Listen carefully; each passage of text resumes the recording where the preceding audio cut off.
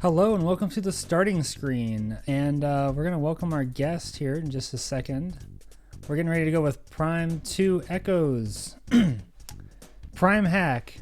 Oh my god, when I got this working last night, I was blown away. Oh my gosh, it's so cool. So yeah, let's get our friend in here. Coolhandskywalker is joining us, if you can believe it. Alright, let's see if this works. Hello. Hello. Hello. I can hear you. Do I sound okay? Yeah, you sound great.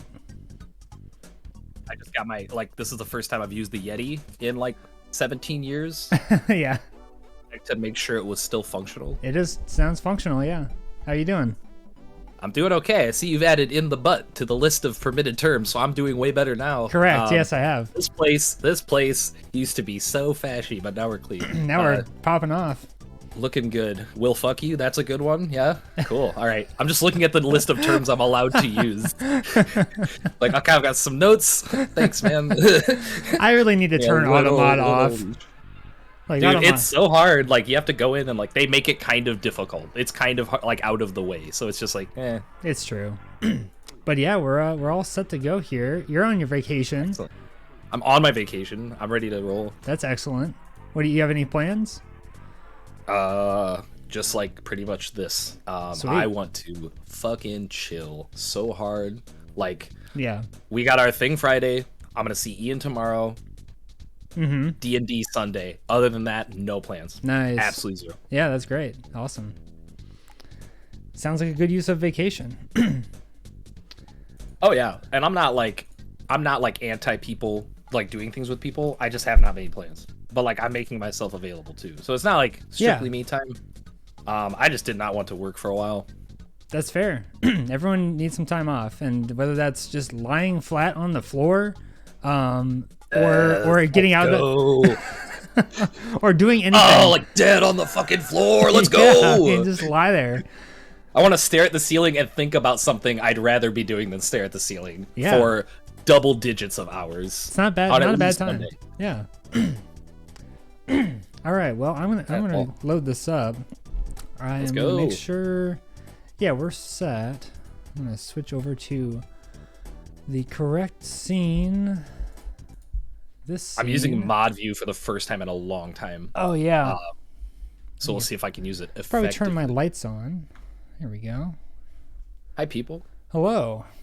And we have on the line coolhandskywalker. So that is who's joining us tonight. And we are here to play some Prime 2. I can't believe that this works and this is functional. This is amazing. This is otherworldly. I almost didn't believe you when you told me about this. Yeah, it's pretty wild. Okay. So, just hit play.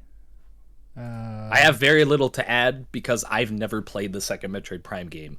However, I have recently gone back and tried to complete Metroid Prime 1, and mouse and keyboard would have been a blessing. I would have 100% done it. Well, all the way through. This is not hard to get to set. This is not hard to set up. It's the only thing is that you need a Wii disc file for Metroid Prime Trilogy, which, I mean, I downloaded one because I own the game, and you can find it. It's out there. But I also own the game. Yes, everyone owns the game, and you can find the file, and it's it's a big file, but you can find it. So yeah, this is my mouse cursor instead of the Wii pointer. That's so amazing. Yeah, this actually works. It's the trade-off is that I think with the Wii remote controls, it's maybe a little more intuitive to switch beams and visors, because here it's a button combination of you got your 1, 2, 3, 4 for different weapons. I've got dark beam, and that's on 2, but visors E and then 1 and 2 or something like that. So well, I'm a little troglodyte, so I've never even played the Wii ports of these games. I have exclusively played with the GameCube controller, and so that would be such a massive jump. That would be George Washington listening to Danzig. This is so other next level for me. Yeah, I would love to try. I was really holding out hope that we'd see a port already, but yeah, the Switch, the Joy-Cons are ready to do it. They're rough and ready. They got it. But they can do the basic things you need to do with a port like But the thing is that they would have to support handheld mode. They'd have to have a mode that doesn't have to deal with motion controls, and they would have to rework something. Back to the GameCube controls. Yeah, but for 3, they would have to rework some of that stuff because it's all based on motion controls. Has things. Yeah, okay, exactly. Okay, I guess I hadn't considered that. Yeah, so that's the issue there. But yeah, this is it. This is the way to do this game. So people seem to generally really prefer Echoes. Is that the second game? That's this game. Yeah, I don't know. I don't know which one people prefer. I mean, I am certainly gonna play this game and then maybe even play 3. I don't know about it on stream, but like it's because it's so easy. Like I am enjoying this so much. But I don't know. I think 1 holds up the best, maybe, but I'm gonna find out. Because it seems like they added a bunch of additional lore stuff in the second and third game. Like, it seems like they really got, I don't want to say deep, but like wide. Yeah. Like they kind of, because which is it, the second or third game where you actually get to see other like intergalactic bounty hunting fools? That's the third one. Like the third one has like you're in a crew, like a squad, and like the Federation is there. Like in this game there are NPCs. In the first game there are no NPCs.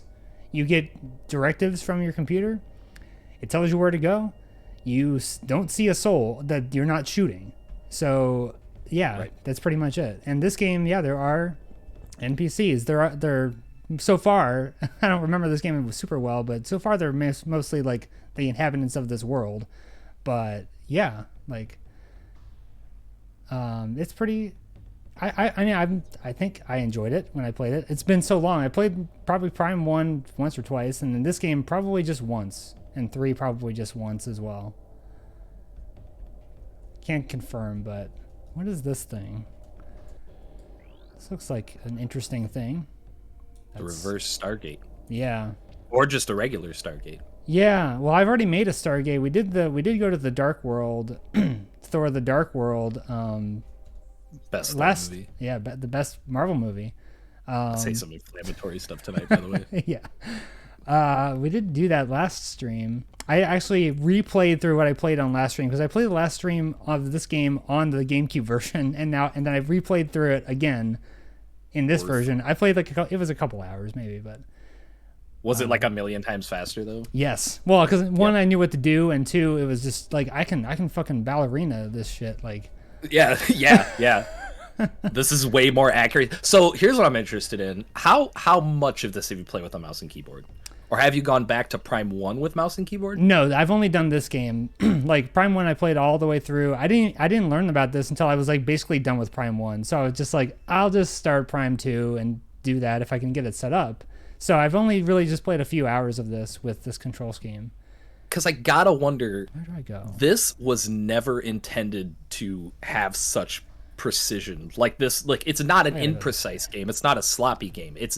I generally think the motion, the movement feels good. I generally feel like jumping and stuff. It's very weird in first person. I don't know if I'll ever be sold on first person jumping 100%. No, just as a concept. I mean, it's not that I don't like it. Some of my absolute favorite franchises. Doom Eternal, you know what I mean? Sure. Doom Eternal came out and was like this 75% of it was just fucking platforming, and I still love that game. Also, I'm exaggerating, but you know, Borderlands 3, same deal. A lot. I haven't played it, but that's crazy. But also totally not surprising because like I don't know what the deal is. People equate retro design with a lot of platforming. When if you go and look back, retro FPS design with a lot of platforming. If you go and look back, there's not so much. Like today, it's so extreme. They take it to the nth degree, and it comes off as like, okay, this is just something that you personally, vividly, really took away from this. Mm-hmm. But it's kind of small for what some of these things are. Now, in something like this, like, that's great because it's part of the exploration. Like, you have to want to find all this stuff, but like, you don't just find little like Samus bobbleheads either. It's this weird, freaky alien puzzle box thing. Yeah, I mean, it was designed with the GameCube constraints in mind. Like, the thing about this game, like I mentioned, Borderlands 3. I'm replaying that again with Jess slowly. Because it was free on Epic. Like, we just both. I already had it, and she picked it up. I missed that one. Yeah. It's a good game. Sad. So we're replaying it, but that game has like, there are platforming sections that you can do because there's like a clamber up mechanic. Like you just, yeet yourself at a corner and you'll just climb up to the top of it. And that's great. That helps so much. But there's platforming sections where it's not required, but it'll get you, kind of like you said in Doom Eternal, like there's extra stuff, usually bonuses or like, things that'll aid in your adventure, but it's not required. I mean, there's platforming to be done, but it's not like, most of the time it's not like intensive or anything like that. So yeah, it's a nice, I think this is a nice balance where like, this is not how the game was designed to be played, but it functions so much better. Like you can actually, I mean, there's some like, oddities, like, or like, it's not obviously the intended experience. So like locking on is with right mouse and firing is with left mouse.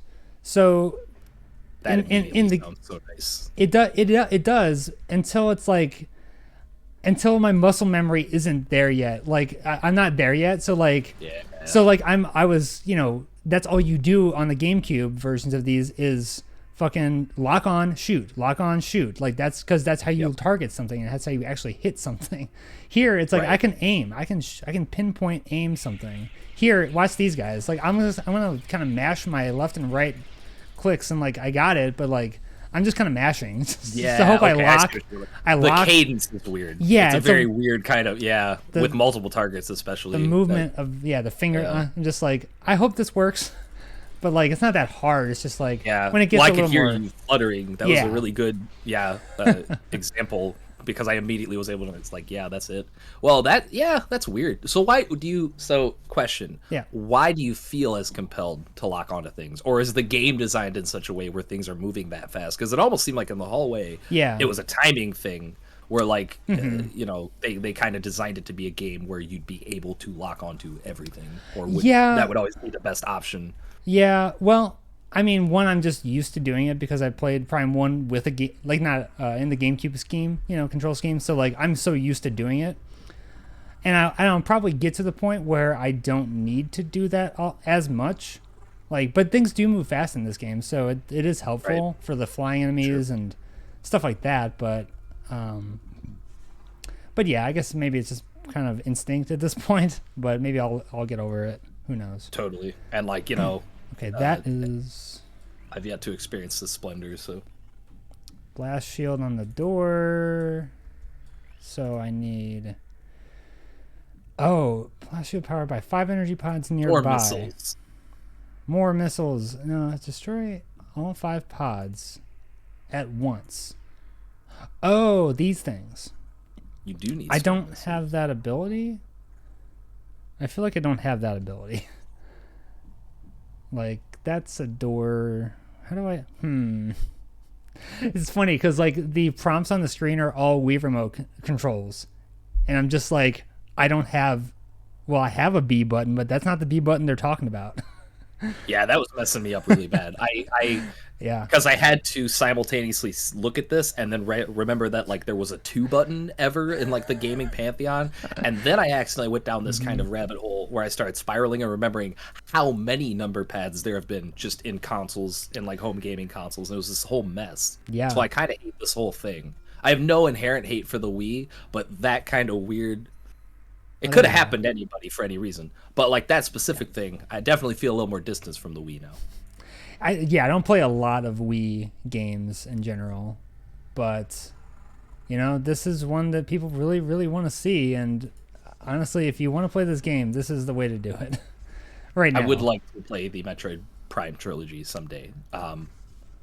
Either way, if it is natively on the Wii, or if it is just. Because, like, I can totally do it. It's just not a cheap game. And I was kind of, for a long time, I was like, there's got to be a port coming soon. You know what I mean? And for all we know, there was. And, COVID and everything else just completely fucked that up. Because it's a multi-layered thing. And it's so... They're trying to time it with the release of, like, a big-ass sequel that was bomb. And they kind of probably just knew it was, like, such a good game. Mm-hmm. And, like Dread, that is, was going to be such a big game. Yeah. That they were just kind of like, they didn't maybe feel as pushed to do it. because like right now the fan base is pretty fucking sated. You don't hear anything about there not being a port now, because Dread absolutely killed it, and when people want to complain about it, they just fire up Dread and they're happy because like you could play that game infinitely, you know. But no, actually, I was still kind of, you know, probably. Yeah, I mean, maybe. Like, I was actually just at Flotsam. I was turning in some old games that I didn't need, and they got Prime Trilogy out there. I didn't ask what it costs, but it's probably not cheap. Right in that case that I like. Yeah. Oh, like wow. Case. I'm realizing that, the one thing I can't do is scroll to zoom in on with mouse wheel, like scroll in the map view. That doesn't work. I have to use like E and R. Yeah, but that I would can be way too convenient. Yeah, but I can switch weapons. They're mapped to switching weapons, so I can at least do that. That's kind of normal for PC shooters. Yeah, totally. Okay. Actually, as someone who never figured out the number key row, I love the scroll wheel. It is one of my primary used buttons in an FPS. Yeah, it's a good feature. Okay, gosh, I need to know where to go. Oh, yeah, this game, Luke kept telling me that there's a lot of backtracking in this game, and I feel like I need to go the opposite way. Yeah, okay. Yeah, got it. Yeah, he was saying that there's just a lot of backtracking in this game. There's a lot of backtracking in Prime 1, but there's more. I still want to play this game, but hearing anybody say that there's a lot of backtracking, specifically calling out a Metroid game for backtracking, makes my skin itch. Yeah. That's a harmful statement. Yeah. That triggered all the wrong parts of my brain. I just immediately kind of like deflated. Yeah. I mean, 7 out of 10. I remember watching, can I snipe these guys? Yeah. I remember watching these YouTube videos from this guy, Game Maker's Toolkit. He does like, I love Game Maker's Toolkit. I know, all the like in-depth insights about very game design. Chill music, very like chill voice. Yeah, talks about really cool stuff. Yeah, and he did one, I think, about a video about every one of these games, and the one takeaway that I remember from his video, and now having played Prime 1 again, is that it's more about the traversal that gets tedious. Like, to get to Phendrana, you have to go through Magmor. There is no way around that. So like, it's kind of annoying if you like, oh, I forgot one of the artifacts. Oh, or like you learned that one of the artifacts is in Phendrana. Okay, you gotta go back through Magmor. You gotta go, it's a kind of a detour you're forced to take. Whereas, I don't know, in this game, I'm not sure. There seems to be like a hub, like a more. Talon is the hub of Prime 1, but I mean, this game seems like there's a proper hub. Like there's like a temple, and there's way different paths out of the temple to different areas. So I think Talon's like the least frequented hub in any video game ever. Talon 4, but, but yes, it is technically. You said that, and I was like, what? Yes, because that's what your ship lands. So that's the. But it's like hub in the same way that Super Metroid had a hub. Like you go there 3 times in your entire playthrough. Right. Yeah. Maybe 4 in Prime, now that I'm thinking about it, because you loop around a lot. But that's my thing in Prime. More so than you have to backtrack through the areas, the fact that they feel the need that everything has to have a fucking east, west, south, north. And it's like all sectioned off needlessly. And they literally make it so you cannot go from like east to west or north to south or whatever without, some really weird, intricate kind of set piece or something they want to do to like pick up an item or demonstrate an item. And it's like, dude, can you just give me like a fucking rock wall that collapses? And it's like, biddling, like that would have been fucking fine. Video games have been doing this forever. They still are. One of the game of the year of 2022, not the game I necessarily think should, but the game I know will win game of the year 2022 does literally that fucking thing. And they're like, nah, that's not cool. Fuck that. They're going to have to go back through this entire ass planet. And it's like, and again, I don't think that's as big of a deal if you make it more like, why wasn't there some kind of central elevator thing? You know what I mean? At a certain point in the game, like Christ, if not when you get to Phendrana, but like the Phazon mines, you know what I mean? Like, why not by the time that I get to, because Phazon mines suck. Like, you should absolutely make it as easy as possible for me to get back to whatever the fuck save point I want to in the entire game. Yeah. Once you drop me in Phazon mines. Like, I don't know if it was my skill as a gamer, because, like, I'm not good at video games. Or if it was just me being a dumb child, or if it was the GameCube controller. But well, not it's. I can never mind. I can eliminate the child thing because my most recent playthrough of Prime, I got there. I don't know what combination of things it is, but that part of the game just absolutely kills me. Yeah, they throw a lot of stuff at you. They throw a lot of stuff at you, and like I got there initially, I just burned through the game, and like I got there with 3 energy tanks, and I was like, well, I'm going for it. And then Luke was in chat and was like, yeah, you might want to go get some energy tanks. And I was like, yeah, sure, maybe. And then I got just trucked by everything. And yeah, I went to get like 8 more tanks. So that's how that went. Dude, it's tough because I love the space pirates. Yeah. You know, and that is a big space piratey part of the game. Right. And even like when I was a child, I really resonated with space pirates. Not that they are anything in particular, it's just conceptually like, come on. Yeah. Like that's easily one of their top 3 designs, I think. Is Prime 1 specifically the wave beam space pirate variant is like just the coolest fucking thing to me. I think it went a little too far with like the weird curved like arm hand things. That was kind of like early 2000s edgy, but like in this game too, they're kind of like really edgy and dark and like just grayscale almost. Well, this was one of the many games that released in the decade we'll remember forever as gamers as the Ebony and Ivory decade, where every single game had a light and dark mechanic, like some kind of fucking morality thing, or like you actually go to the dark realm thing, and it's like it's 100%. People finally look back at the link to the past and were like, we should do that. We should all do that. Yeah.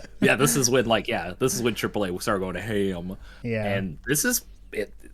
From what I know and from what I've been able to observe, seems like one of the way classier attempts at something like just a little better, or it could be schmaltzy. I don't know. Well, I mean, I think it does work well. I appreciate the puzzling that they do, because like right here, there was a bomb. This was shown in the light world, but it wasn't something I can interact with. It was something that I had to go to the dark world, where then it would be, have a form, and then I could actually activate it.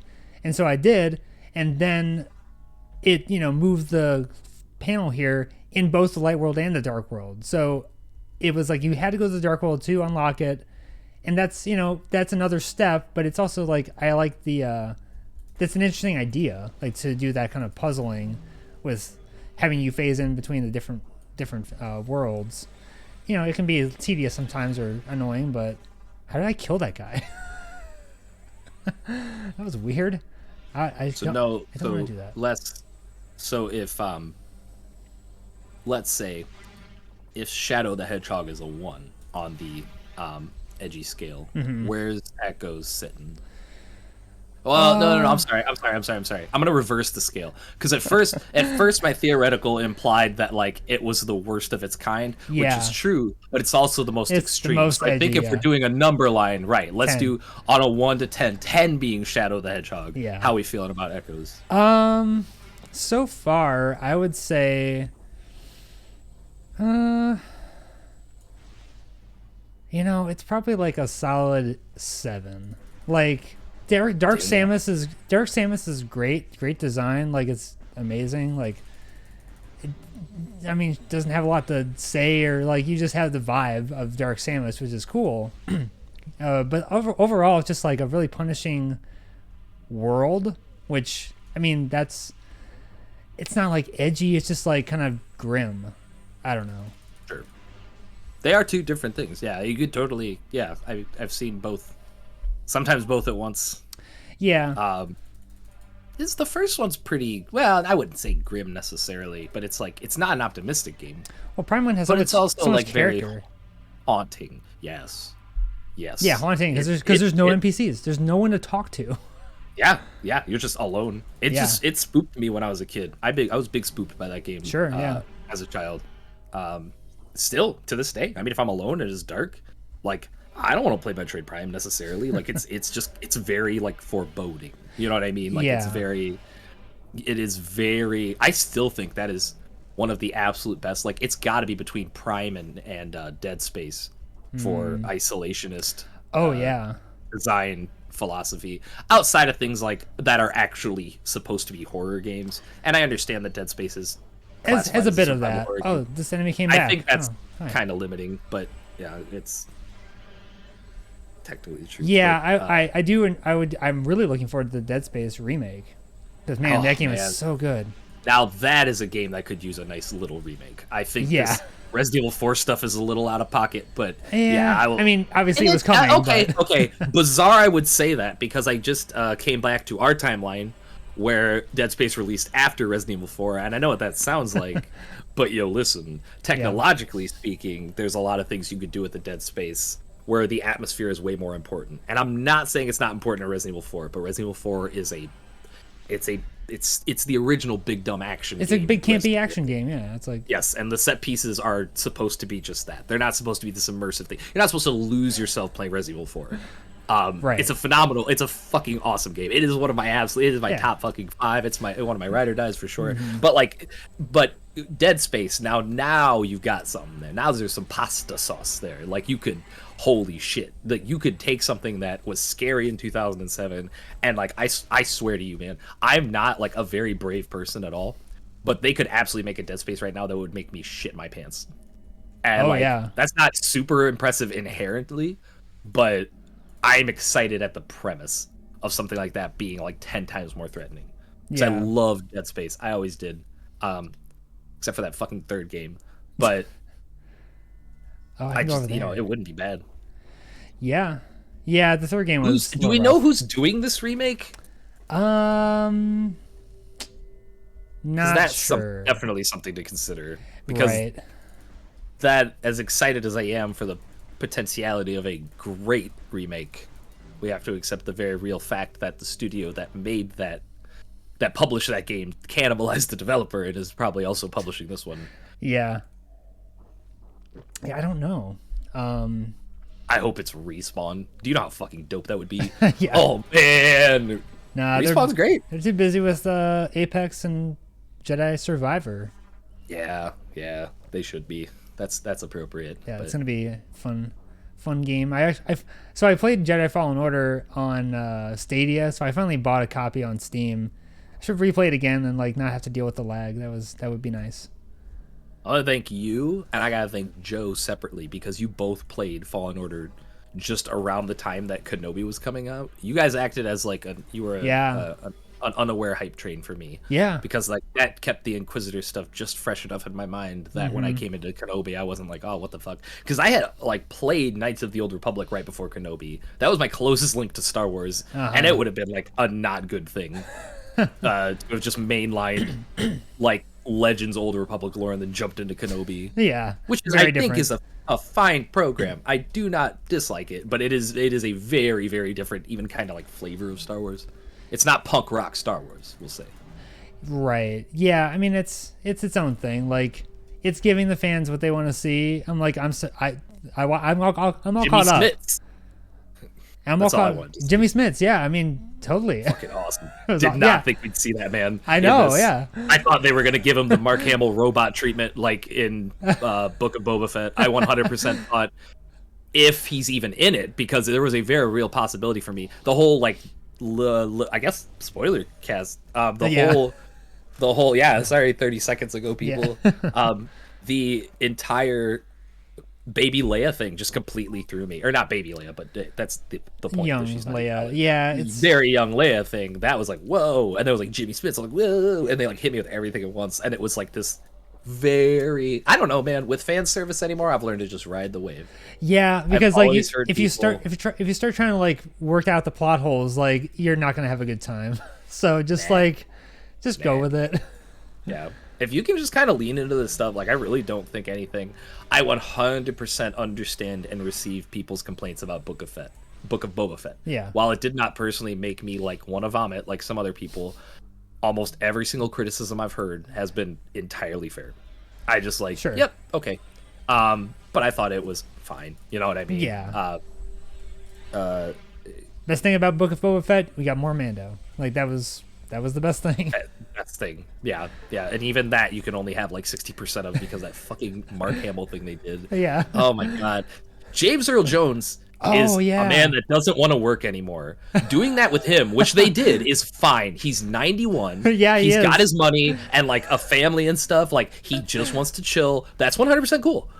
Mark Hamill every day on Twitter just talks about, man, you know what I really liked? Playing Luke Skywalker. Hey, man, you know what I really liked? Being the Joker. Like, he loves his past roles. He would have 100% shown up. I don't even think he really would have necessarily charged them very much just to go and do it, because he really enjoys his work, and he loves his body of work. And then they just fucking robot this man. That sucked. But, the James Earl Jones thing, James Earl Jones does sound really good. Well, it did. Yeah, it did. I mean, I was like, I had to look it up. I was just like, oh my god, he is 91. He is still at this. How is this possible? Like, oh my god. Yeah. Nope.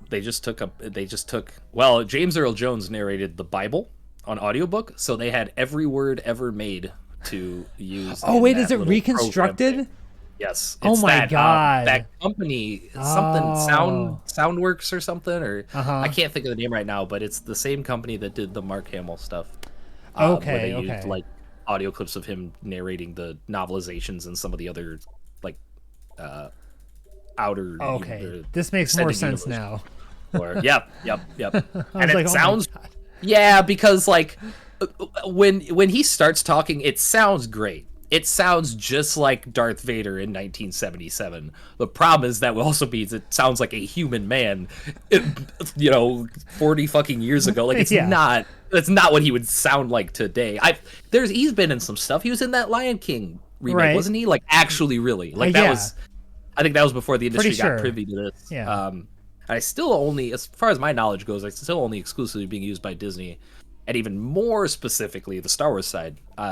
But he and I didn't watch that Lion King thing, but I like, his voice is in the promotional stuff because you're not stupid or crazy. You're gonna put his voice in the promotional stuff front and center. Yeah. And he didn't sound like he did back then. You know what I mean? Like, it's fine. He's kind of just there as like isn't that kind of cute thing? And yes, it is very, and that's why it flies. But it's gonna be super disorienting when surely he's gonna.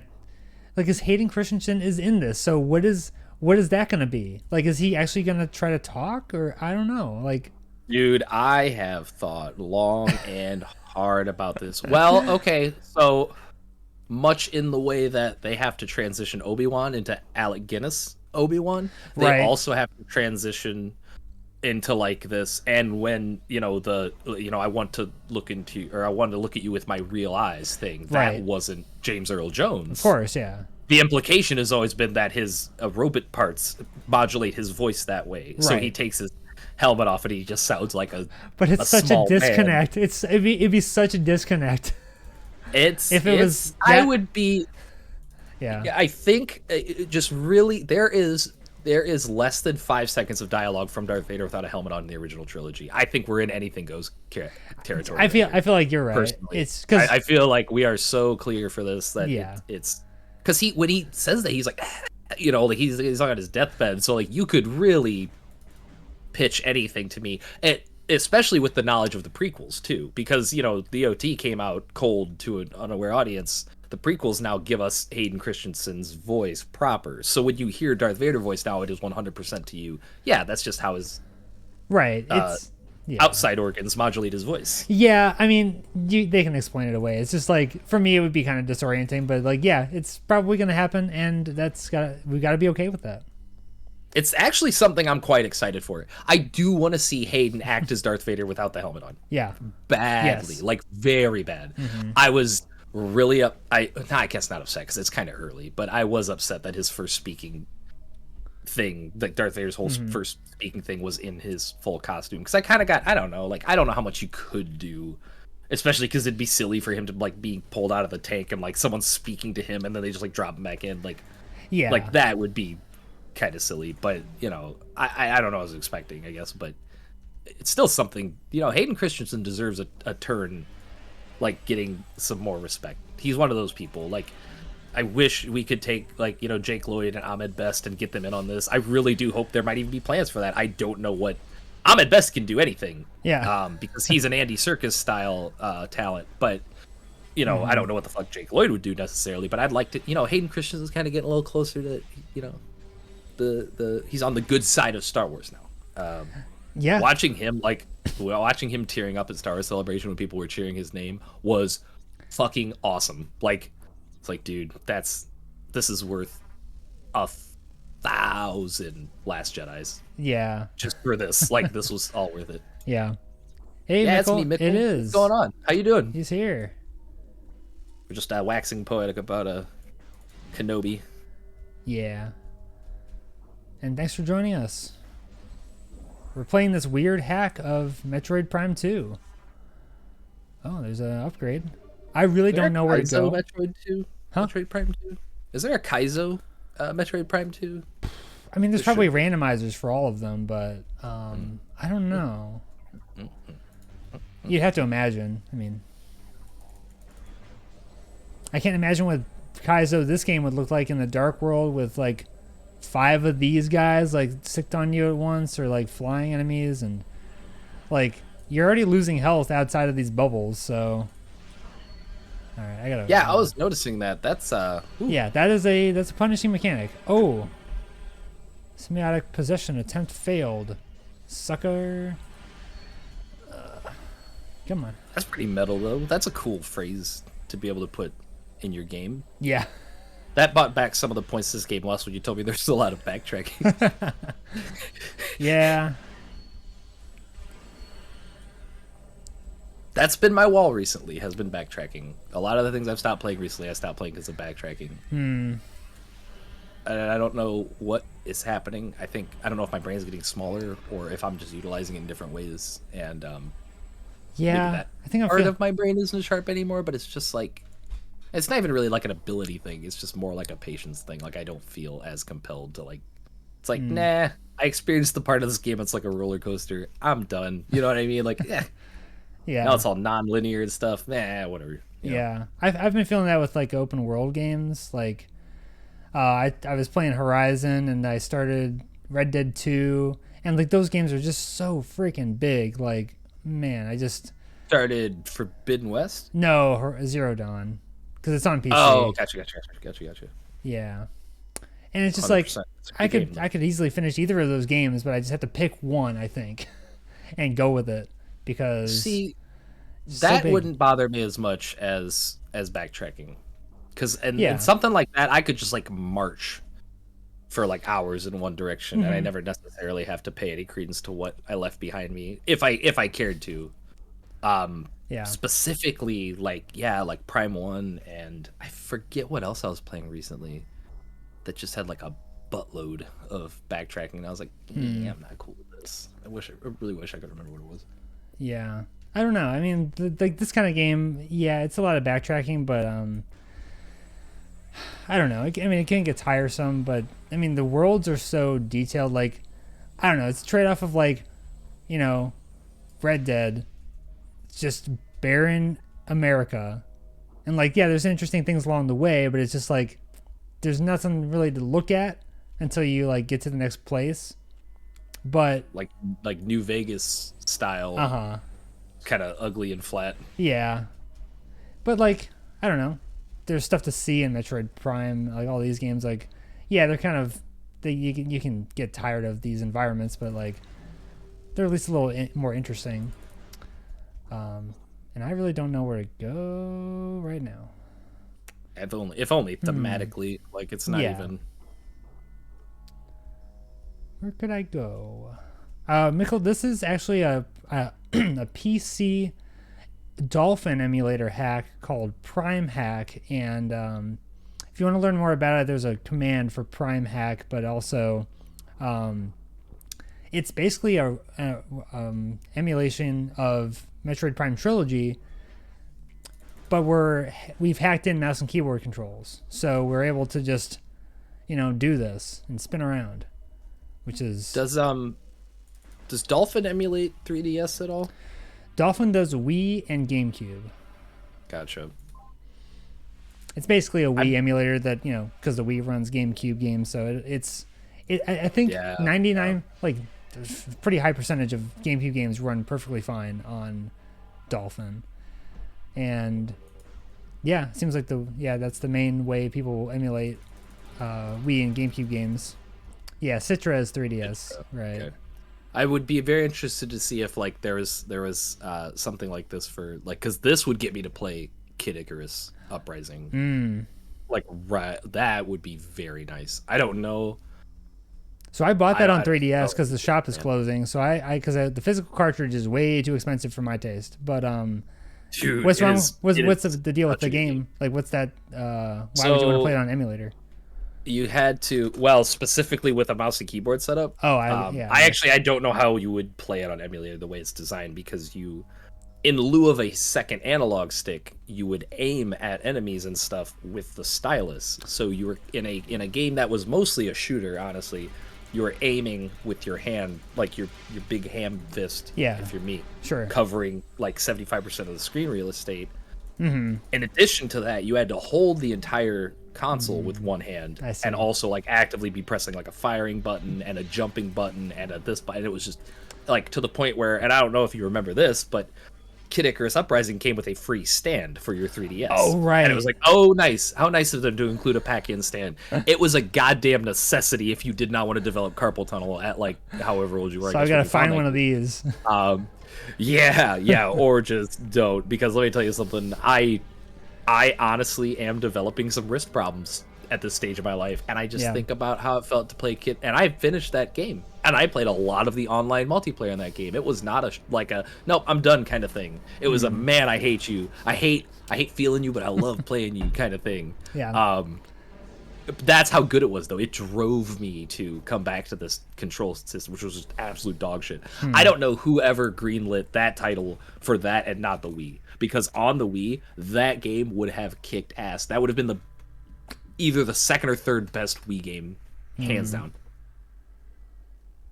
Yeah, that was not better for me personally. I was, the whole time I was ranting about that, I was trying to remember if there was an option to change it, and yes.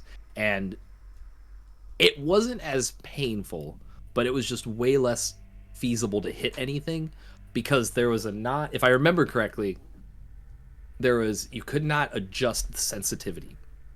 Oh, on that little C nub? Yeah. Yeah. And also the thing is tiny. Like there's no, you cannot press it in a direction. It has to create enough friction with your skin that it gets moved a certain way or like tilts a certain way. Yeah. And that's such a bizarre way for something to operate. Like they actually gave this thing a nipple, and they actually dared me to use it to play this shooter game. It's like playing it with the it's the same deal as with the Lenovo or like whatever, the ThinkPad, you know, with the little nub in the center of the keyboard. Yep. Same deal. Yep. Awful. Yeah. That is straight out of Existence. That is not okay. But and I say this a lot, I feel, and I have big hands. Now I'm not talking about like I'm not Shaquille O'Neal, right? That guy's got some big ass hands. But like I would say like I am maybe a notch or two up from average, which is just big enough that almost the entirety of video game peripheral design outside of stuff that like Hori does is not made for me. Like I'm just in that kind of category where it's like we didn't consider your fingers would be quite that long, or that your palms would be quite that wide, and it's always just by a little bit. Like I said, I don't have huge ass hands, but like they're just big enough where stuff like this is super. Yeah, because even the 3DS, a big deal. The new 3DS XL, which is what that model, it's on that model. Like I don't think it was on the new, like the not XL version, or maybe it was the little C nub, but it's still not like a huge console. Like at this point, it seems like a normal size now. Now that we all have phones that are this kind of size. The 3DS XL still seems a little big to me. A little big? I'll be honest. Not too big. I think it's appropriately big. Which says a lot about the ambition of the titles released for the 3DS. I think more so than anything else. But it is. I still like frequently look at a 3DS XL and go, "Oh, that's quite large." Not even the new 3DS XL. The other one. I actually, Mikkel, I actually played it in its entirety before I ever owned an XL. I think I got a. It was right around the time that the Ocarina port released, and there's a special edition Zelda 3DS. because that was the first one I owned, and then I had to buy a new one because the software on that one wasn't the OS. I don't know what it was necessarily. The processor, the story, I will say, from Nintendo, because I still to this day I'm skeptical about this. The processor in the original 3DS wasn't big boy enough to run Super Metroid apparently, so I had to buy a new 3DS XL. Yeah, I mean that was worth the time. Yeah, it couldn't emulate Super Nintendo games. No way. I would have never. My parents would have never bought me one of those. They would have thought that was the dumbest shit ever. They'd be like, why do you need this? I remember trying to convince them to buy me a light for my Game Boy, and it was like $10, but they were still like, why the fuck does this thing need a light bulb? Like, why does it need its own light fixture? Like, just the logic of it. Because the technology is from 1989. Very earlier. It was one of those real chintzy, like the silly straw, kind of like bungee, not bungee cord, but like silly straw. Yeah, I know what you mean, like the little curly cue. Yeah. And it was translucent purple because it was supposed to meet. It was supposed to match my translucent purple, frost purple, maybe, if I'm not totally misremembering that. Game Boy Advance or Game Boy Color rather. And yeah, they just wouldn't. Nah, they're like, nah, that's dumb. You don't need one of those. So yeah, this is back when I was completely on the wagon. I was on the parent train. I needed parent money to do things. Yeah, right. Yeah, now I can go to Flotsam anytime I want and buy all kinds of garbage that I don't need. Right. That's the thing. Buy your kids nice shit, because I was deprived and I am a lunatic when I go into a shop like Flotsam. I am an absolute madman. That is a big issue. Yeah. So yeah, get them a little taste of good life. Get them to the point where they understand that this shit's not that important, and then then be like, all right, well now we're gonna. Now that you understand, it's over. You're loose. Parenting advice from someone that doesn't have a child. Yeah. So it's free. I mean, the price is right. Yeah, exactly. Okay, I have a clue to where to go now. That was nice of them to finally give me a clue. Looks like I'm going up here because the pirates have taken over the portal station. Oh yeah, Mikkel mentioned the Circle Pad Pro. Did that interact with the little nub, or was that like a whole different thing? I never owned one. Yeah, I know it was primarily for Kid Icarus Uprising and Resident Evil Revelations. And if I'm remembering, I think I barely remember the whiff of Revelations 2, even maybe on the 3DS. Although that there's a potential there that it only ported to other consoles, but I don't know. I would be kind of interested to look that up. I would not lament knowing that. That's actually a really good question, because I didn't really. There is like kind of the only other thing I can think of is maybe it linked into the like the charger slot or something, or like the data slot. Yeah, I always just assumed it was like, because it always just looked like it slotted onto the side, but like it wasn't really that big. So I don't know. Yeah, right. Huh. I don't know. Oh, this thing. The more I think about it, the more it would have absolutely sucked if it was like an analog, it has to make contact with it kind of thing. It does sound horrible, yeah. Oh man. But I mean, maybe that was the best they could do. I'm sure that was the best they could do, Nintendo. I'm sure that's yep. This is all we've got, guys. Sorry. What are we? The richest company in the fucking world or something? Get off my back. Yeah. You think we just have billions of dollars? Well, it's wild to see. It's wild to see. I don't know. I forget when. Oh, it was probably when they were talking about that. Who was it? Take-Two merger with Zynga, right? The Zynga Take-Two merger. Ouch. Yeah. And putting like that on the stack, like a graph of top like revenue gaming companies, and like Nintendo's pretty. I mean, they're big, but they're not the top, certainly. Oh, but they've got the dash. Well, of course, they could produce. I'm not saying in terms of quality. I'm talking, just in terms of like volume of sales. Like it's just, they're not at the top, but they're one. I mean, obviously one of the biggest players. it's just wild to see them on the chart like that with like Tencent is like way up there. And Okay. Yeah, like, I'm talking about video game companies, not I know. Money factories. I know. Tencent has had fingers in things I've enjoyed. That was phrased oddly, but I'm sticking with it. Yeah. Tencent's been involved in things, I guess I will rephrase it, that I have personally enjoyed. I would feel very stupid making a big stink about Tencent existing.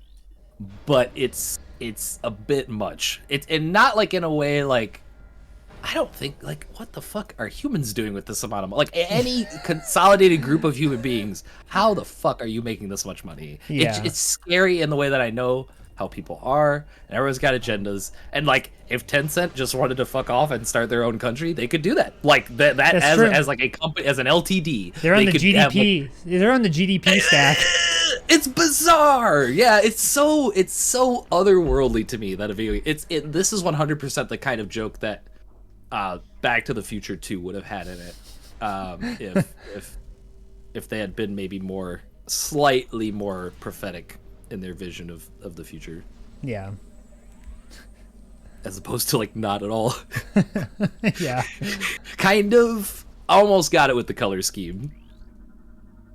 Yeah. Oh man, I haven't watched those movies in so long. I've been thinking about them because of Kenobi. So it's that's an interesting segue. Because Flea was in Back to the Future 2. He was one of the bullies. Needles. Oh. Right. Yeah. I like that. I like that. That is that's mind very fuckery. Strange. Brought that for you tonight. Yeah, that's something I didn't think I was going to think about. Yep, gotcha. Yeah. Who else wants a knowledge bomb? Got him. Yeah, that's another thing too. With money comes power, and if they totally wanted to, especially with all of the controversies recently, in not that these things haven't always existed, but thankfully they're really being spotlighted recently. All the instances of employee abuse with game devs and everything. Yeah. I would really hope that. Yeah, I have no reason. I'm gonna say, just to clarify, I have no reason to believe that is a thing that's happening there. I don't know it. The only thing I know about Tencent is how much money they're making outside of the the games that they help publish. But, I really hope so, and everyone for that matter. Hey, in addition to free parenting advice from someone that has no children, here's some free game development advice. Not like literally for the CEOs. Pay your fucking people, man. Give your people big money, because these are some of the hardest working people in the world. I've played a lot of video games, and I've heard a lot of horror stories about those video games, and I get it. I don't get the process at all, but I totally, I can more so than I understand it. I feel on an empathetic level the amount of time and effort something like this, like so many things would take, and give them money. Yeah. Give them enough money to take care of themselves and do nice things for themselves. Yeah. It's like the that Lego Star Wars Skywalker saga just came out, and like, oh man, the crunch that I've heard about that studio is just rough. Like they just pump out those Lego games, and like this one apparently was even worse because they had to delay it, and like they were just burning overtime left and right on burning out people. Like they were just, it seems like it was a bad place to be. So yeah, I mean, like, it sounds cool, sounds fun, but like I'm not gonna go buy it. I can live without it. It does seem quite a bit of fun. It seems their efforts were not in vain. But Dark. What is happening? What is this? Yeah, I mean, and you see, like with I mean, there's a direct correlation between the rise in crunch and the rise in cool, quirky, little, tiny, detail-oriented things not being involved in video games whatsoever. Like the rise of AAA gaming and things being more generic and kind of cookie-cutter goes hand in hand. I mean, because that's the environment you create. You don't see...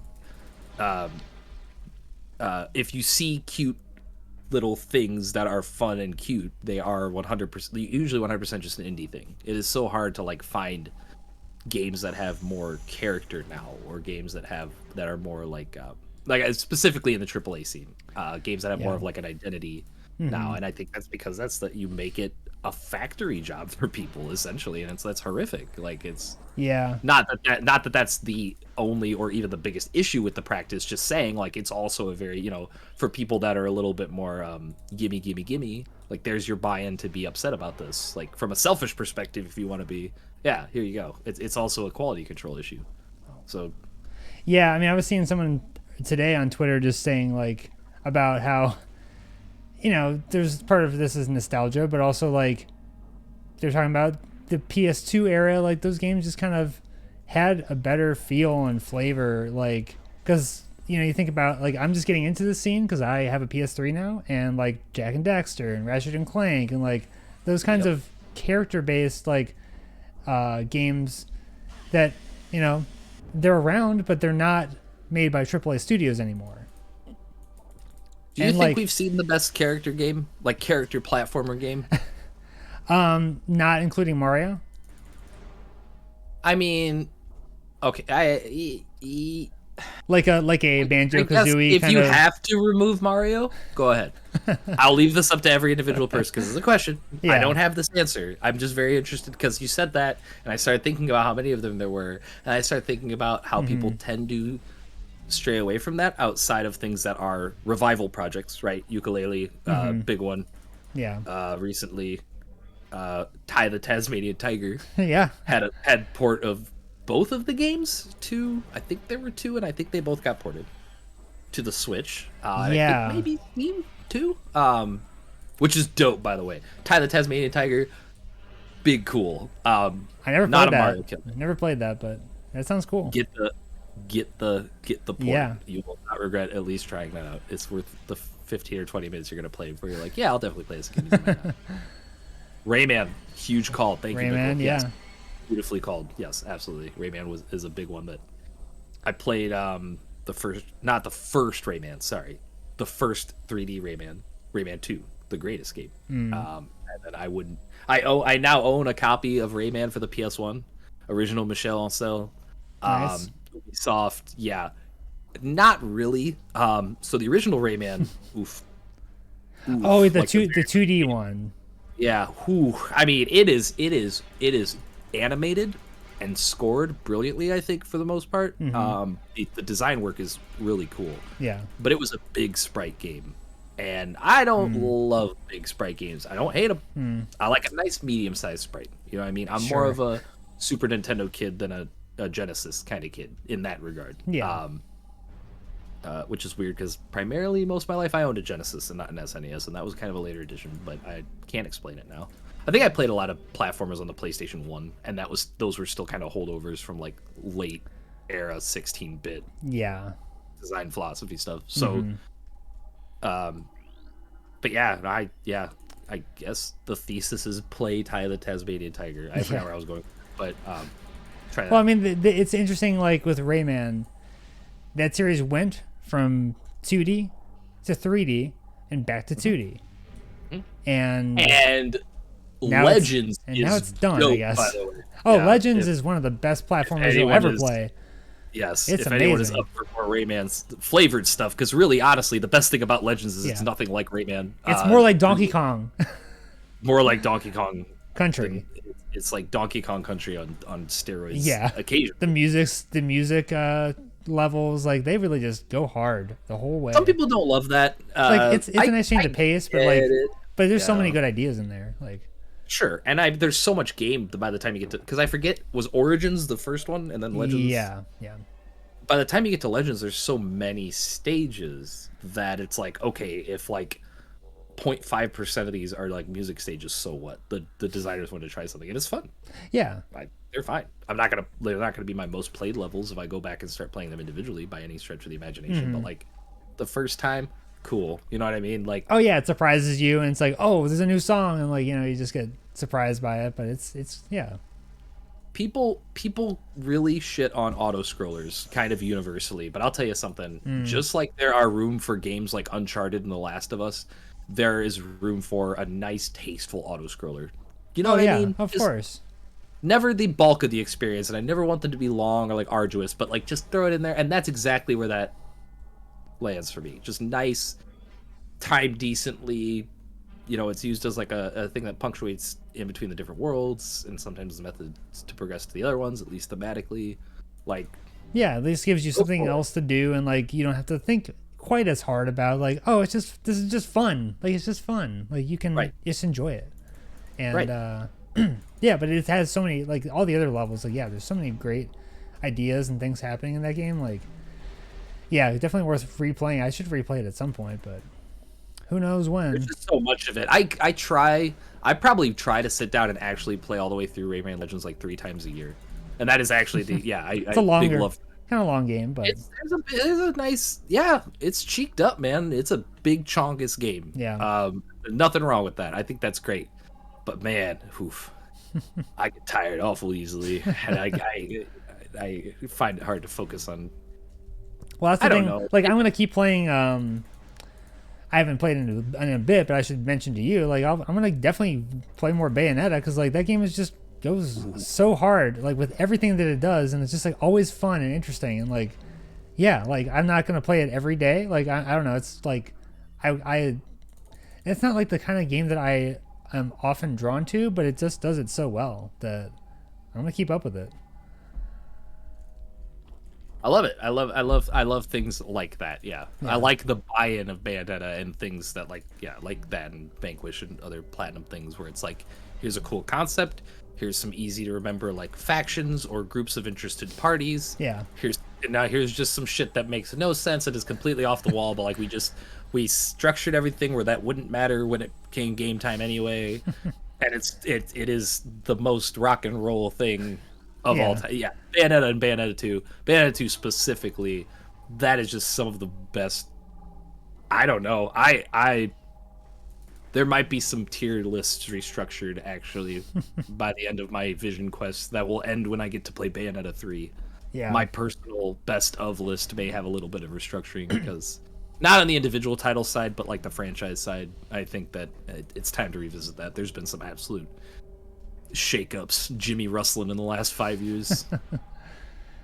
Yeah, well, look out for a Metroid tier list after I'm done with these games. Like, now that I've played most every single one of them, not like the original Metroid, not like, I've played one of the entries in most of this like series. I played Samus Returns. I didn't play Metroid 2, but close enough, maybe. Metroid 2 seems like such a weird experience. I'd like to try it sometime. Yeah, I mean, it seems like that's another one of those games that's like, that was designed with the Game Boy's restraints and limitations in mind.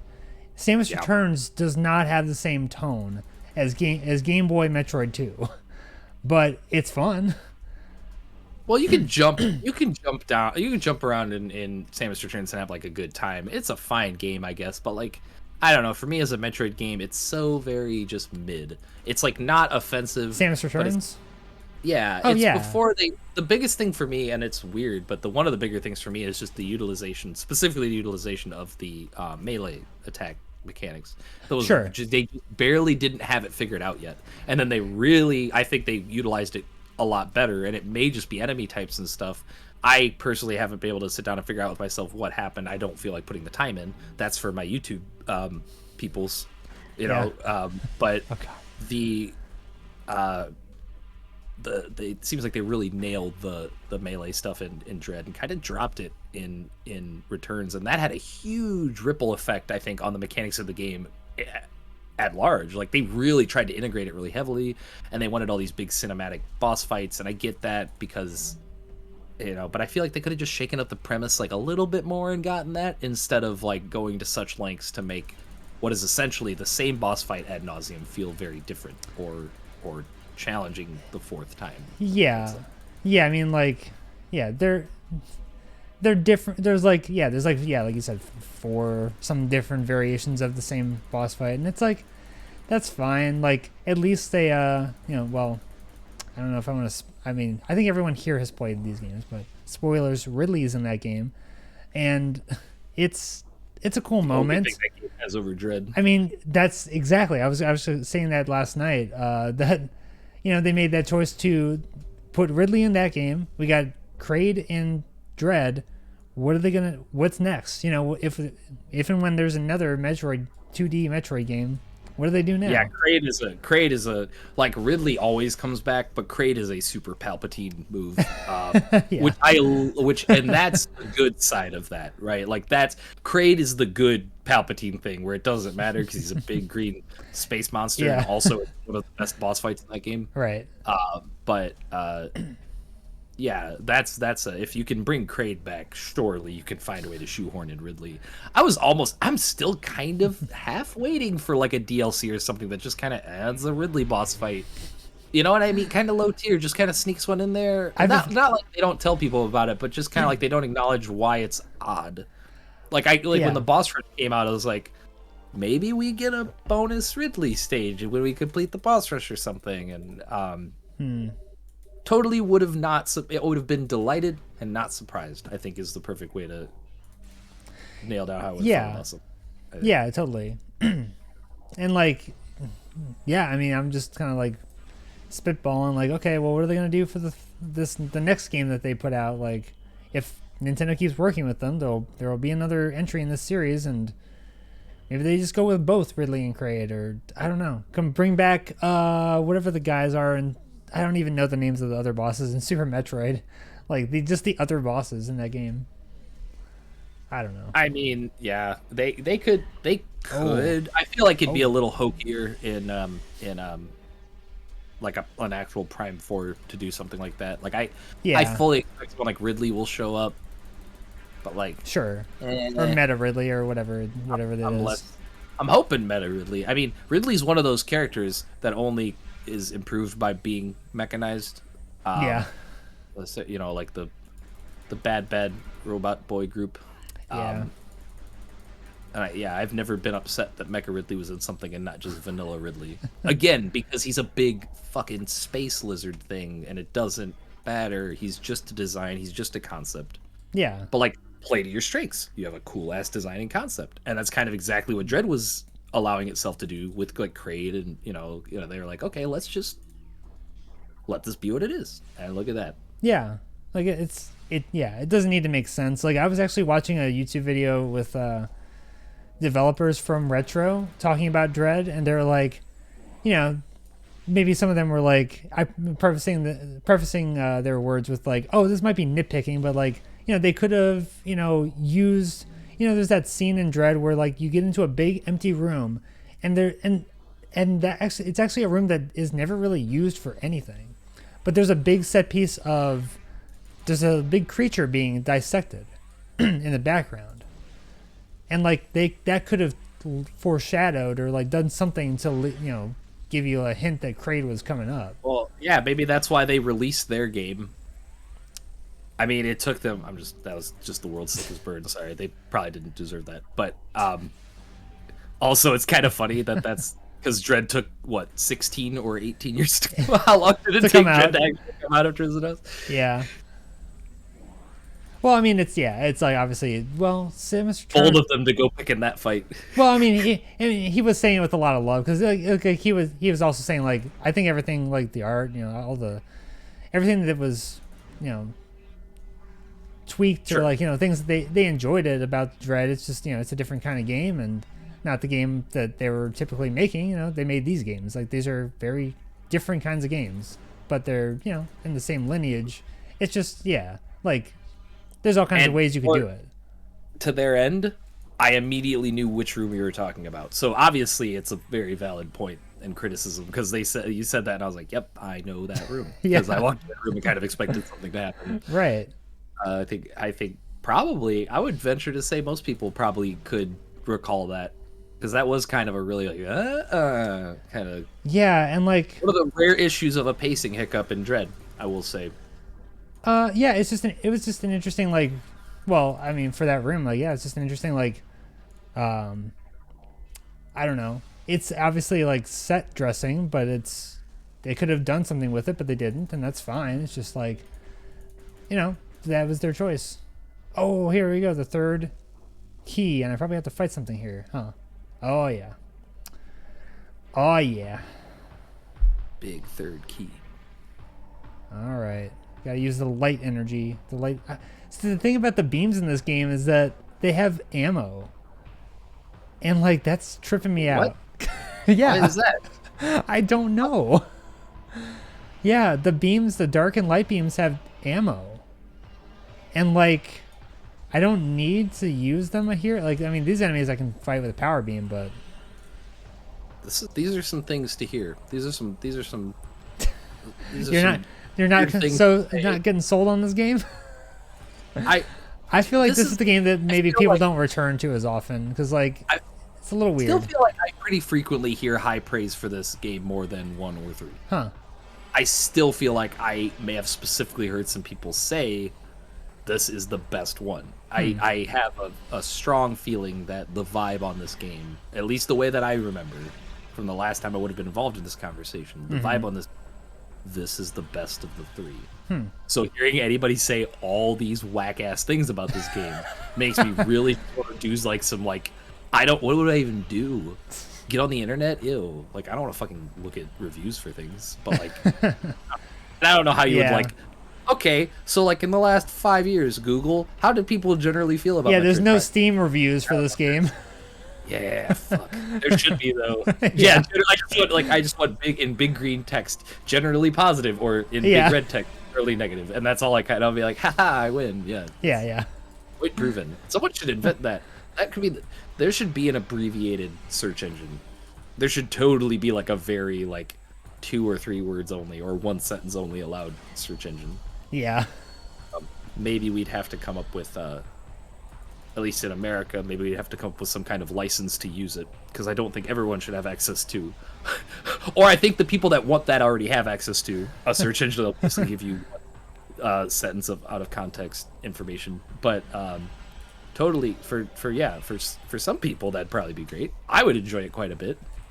Or maybe just make an agreement to only use it to like gauge the popularity of certain video games from the early 2000s.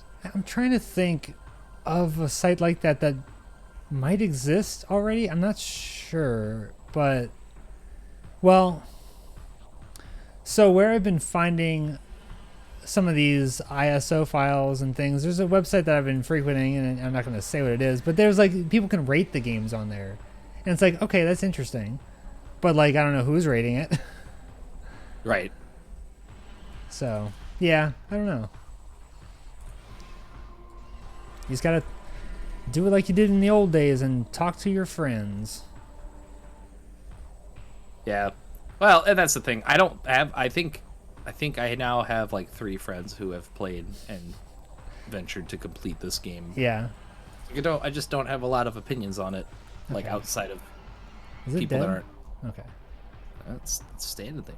The big shadow flea. Yep. Okay, there we go.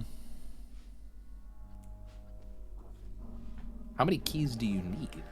Well, we needed 3 keys to open this one of the dark temples. There's 3 temples in the dark world. We have to shut them all down. There's seemingly 3 keys for each of the temples. So, we now have to head back to the temple and presumably fight some kind of boss, you'd think.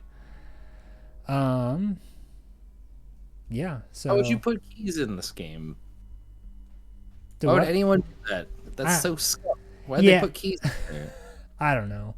The power-ups are the keys. Well, the thing is... Well, right, that's the other thing, is that, like... That's the one, something that might detract from some people's experience from Prime 1 is that... And I don't know how this game... I forget how this game does it. I don't think it does the same thing, but the artifacts... you have to go around and get all those artifacts after you've already gotten all of the upgrades and items.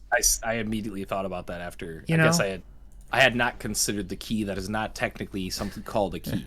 Yeah, right. That's what those Game Maker's Toolkit videos kind of went into depth. Was like there's progression and I went over the traversal stuff, but like progression, pacing, things there too. Where it's like, okay, well, you've got to go get all the items, and then only after that are certain artifacts available.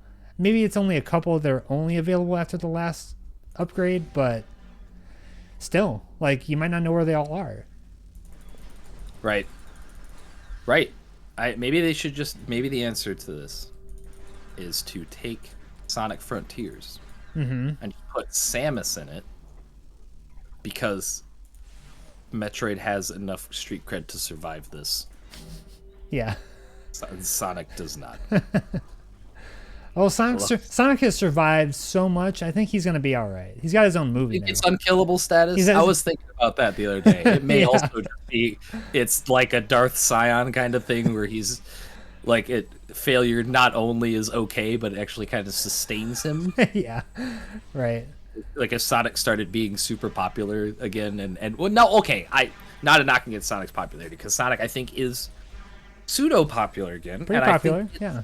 Generally well earned and deserved. I like the movies. I like Mania quite a bit. Yeah. Forces had a very good soundtrack. I saw that. I saw that at Flotsam too. I didn't go for that, but. Oh man, listen. So, I really genuinely like a lot of the music in Forces, and I know it's over poppy, and I know it's like sugary and kind of garbage, but I still kind of like it. I would file it comfortably under the guilty pleasure thing. But sure.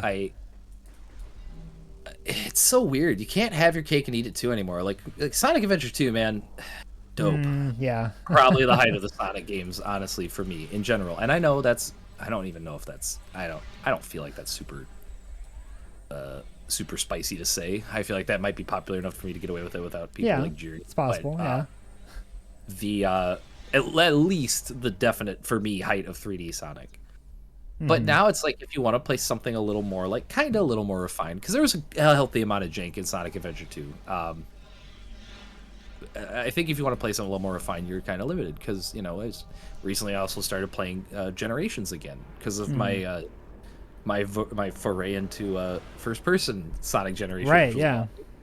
But the game's quite nice. I do like Sonic Generations. I think it's sweet. Yeah. I think a lot of the stages are designed really well, and I think, well, they better be. Always fun playing Escape from the City, Rooftop Run again, Yeah. But man, they picked the worst fucking rendition of every song, and they're good songs. Like, what is wrong with you? Or they re-recorded them to make them worse. Like, man, how do you Rooftop Run is fine because it's really more of a melody than a song. I've always kind of been of the belief that it's more of a, not a jingle quite, but a melody, but like, oh man, Escape from the City, how do you fuck that up? Yeah. That's all you need to do, is just re-record Escape from the City. Just, dude, when it's a worse mix than was in the original game, you need to have a sound team that's gonna say, you know what, this isn't about our pride.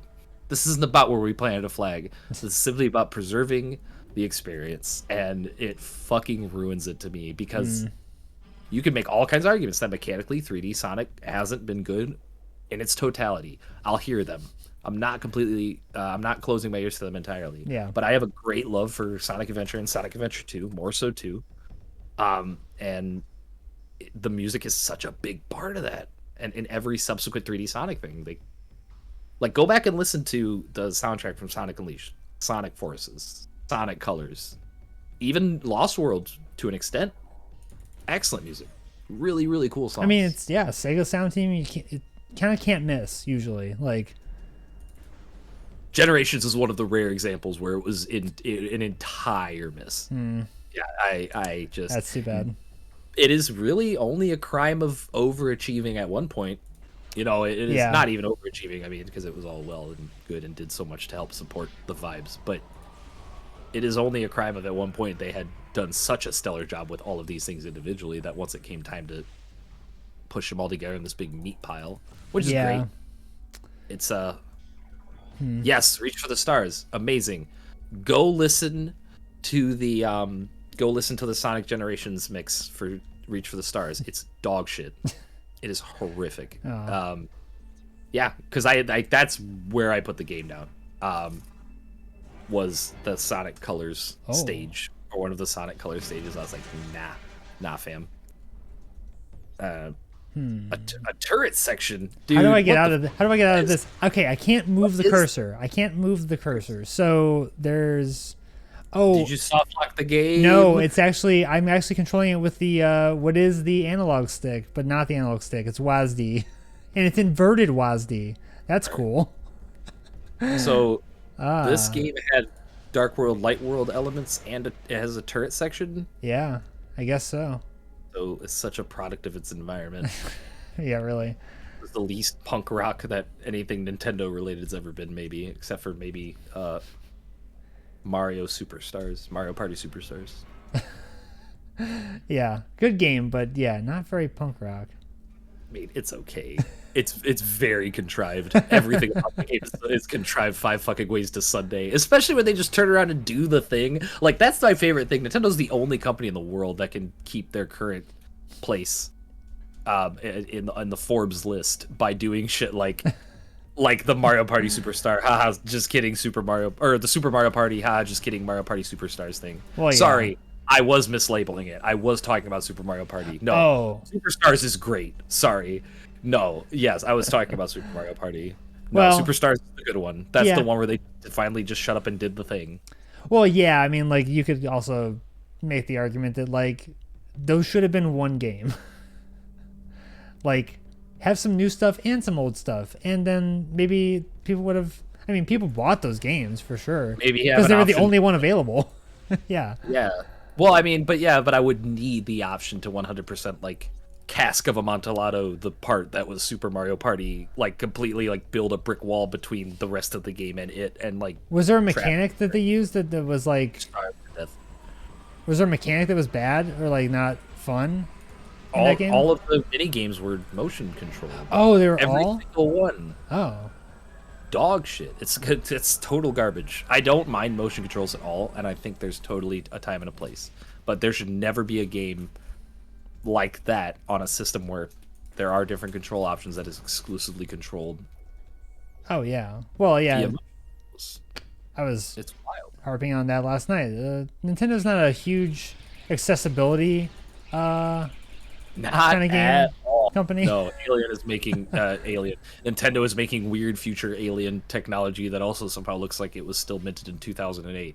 Yeah. Yeah, they're not they don't give a shit about you trying to play their game. You're gonna do it on their console when they fucking say so with their peripherals. Right. Hoary contracts they have, whatever. But they're not. They're not about that shit. They're innovators, man. Well, I mean, that's the one. Not in that regard. Yeah, and it's like, so there's the two different styles. There's the Microsoft, we're going to make gaming accessible and inclusive for everyone. And the games they make are not games that I want to play, but they're accessible to everyone, which is great. Nintendo makes the games I want to play, and they're designed and art is amazing, and like everything about them is beautiful and fun, and they're not accessible really at all. Right.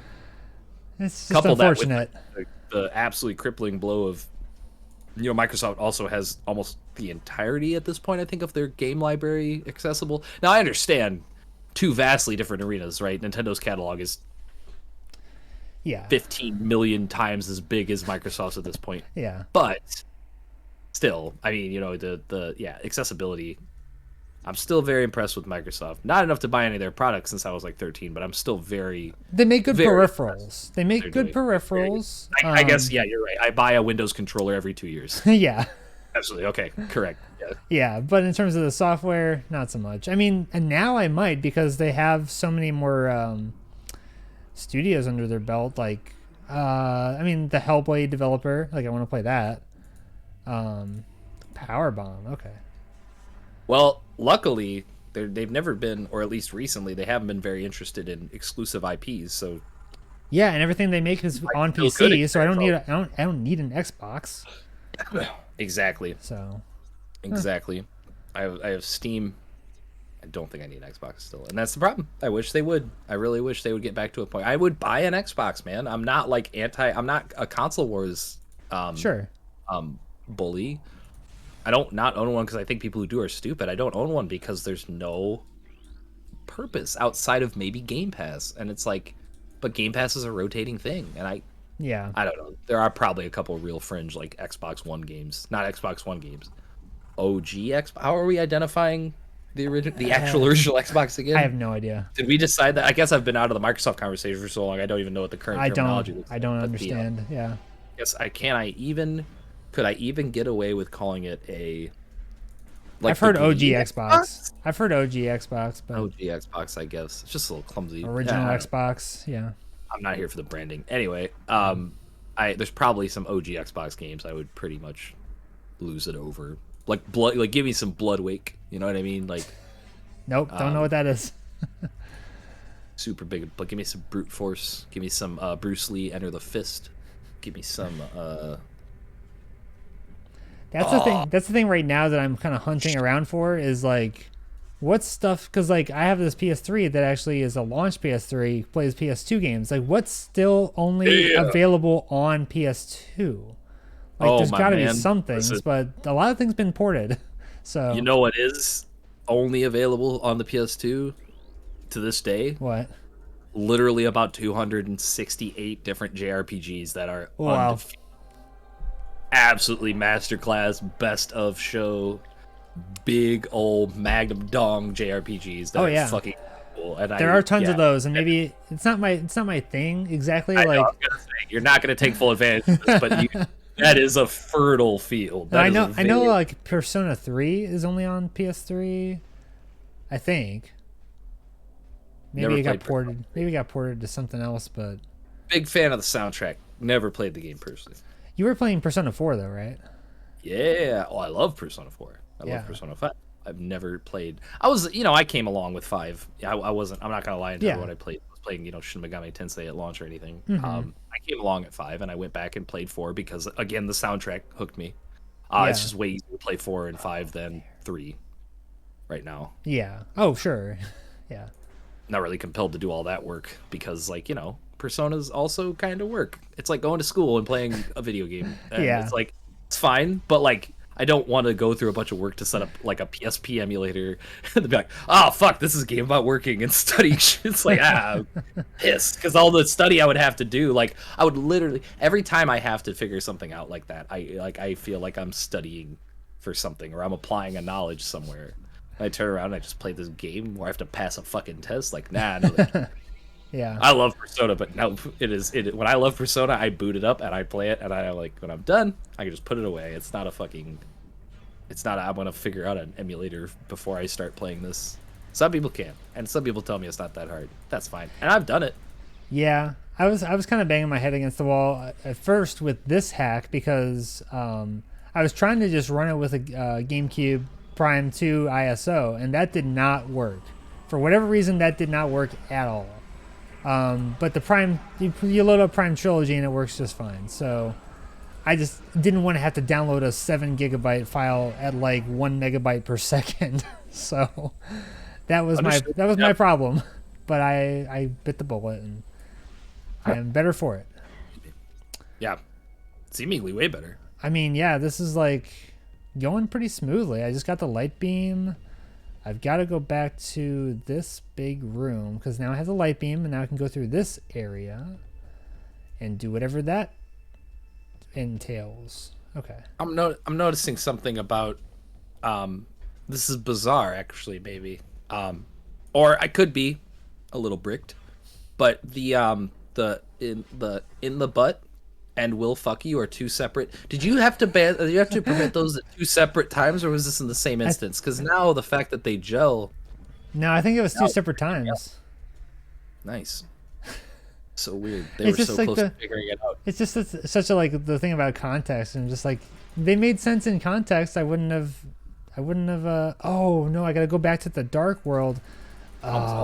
See, and now we're getting into the backtracking where I got to go to the portal to open up Little Big Planet. I got the first one for PS3. That's where Chris Chan came from. We can't play Little Big Planet. That's where Chris Chan came from. I don't know what that is. Oh, don't look it up. Nor you at home. Yeah. Yeah. Don't Google that. No, I played on the PS3. I played a lot of Resistance: Fall of Man. I thought that game was groovy. Kind of a nice bridge between early and current FPS ideology and design. I think that's a really neat game. Yeah, I need to pick that one up. I played an Infamous game. I don't remember which one. Played Uncharted. Played Uncharted 2. Final Fantasy 13, which, like, I still don't know why, but I did. Just the first one, right? Yeah, but I would probably play 13 too. And I would probably play Lightning and Returns. 13-3? And 13-3. Well, that's 15, which I have played. Is it? I thought Lightning Returns was like, wasn't that Final Fantasy 13-3? It's the whole, maybe you're right. I don't know. I'm trying to remember the name of the something Crystallis Fatalis. Blah, blah, blah. Never mind. Nova Crystallis. Oh, I'm trying to remember the name of that phase because they went on a whole ass bender. Because I was reading something last night and I was kind of like, why that game though? Like they did it with Final Fantasy 7 and like that made sense, but like Final Fantasy 13 and 10 to a degree. I mean, we did get a 10 too. 10 too. Yeah, I mean that's like a sequel, but like yeah, that's a proper sequel. The 7 stuff. Well, the 13 stuff doesn't really work like the 7 stuff works. The 10-2 stuff didn't work like the 10 stuff, and the 7 stuff's honestly just kind of a mess. But not in a super bad way. Remake is good. You know, I really enjoy Remake. I never watched. Let me get this right. I've never watched Advent Children or played Crisis Core. Okay. We'll put it that way, but I feel like I know enough about those things individually that I'm not guessing really at this point anymore. And again, PSP emulator. If you ever become a JRPG junkie, become familiar with the PSP emulator because it will be your lifeblood, as I'm finding out. Yeah, it seems like it. Yeah, that and the PS2, like that was the era for JRPGs. Big time. Yeah. That could start its own flame war, but it was specifically for original IPs. It was big. I think you can play Dark Cloud on PS Now. Oh, one of them. It's kind of the only like big bad. I mean, other than Final Fantasy 10 and 10-2, which you could like play on your toaster now. But yeah. Bunch of I tried to warn you, Mikkel. All I can do is I said something stupid on accident, and I tried to course correct. I had your best interests at heart. It was timing. I think was the primary issue. I've been. The internet's a big place, and there's a lot of good and bad things on the internet. And now is the most. We're currently living in the time where you can kind of make as much of an a la carte thing out of the internet as you want. You can pick and choose and kind of trim, and there's a lot of spaces like that available now. Wasn't always like that. Like if you wanted to see any of the good parts of the internet, you used to have to take the bad parts to the face first, or during, or or after, or whatever. But like they were not two separate entities. Once the light side and the dark side were perfectly interwoven in this weird, just kind of miasma of information. And if you wanted to like newgrounds.com, horrifying place. Yeah. But if you wanted to play a cool ass Flash game, it was probably there. Yeah. But the website was a fucking war crime. And I don't know how, honestly, I don't know how anybody who's like how the FTC didn't step in and or the FTC. Right.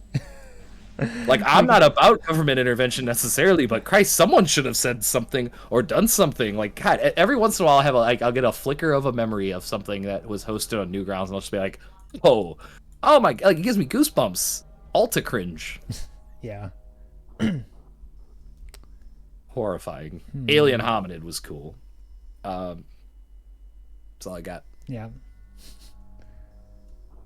Okay, I need to find, see, I knew there was a portal here, but I didn't think it was going to be, I thought it was going to open this thing, but it's not, that's not what that is. Okay, so I'm going back. And that's the thing, like I didn't realize what I was doing. So I went one way, and now I realize I didn't need to do that. Now I have to go back the other way. Like I feel like I'm making good progress, but I don't really know. I don't really know if I'm actually making any progress. Yeah, I have no internal compass, so games that ask me to keep track of man. where I'm positioned. Hey, but this game, literally talking about compasses though, this game actually does have one Metroid Prime doesn't have one. So when it says like, so when it said, you know, like you were saying, when it says, oh, this is going to take you to Magmore East, I'm like, what the hell is that? Yeah. That doesn't mean anything to me.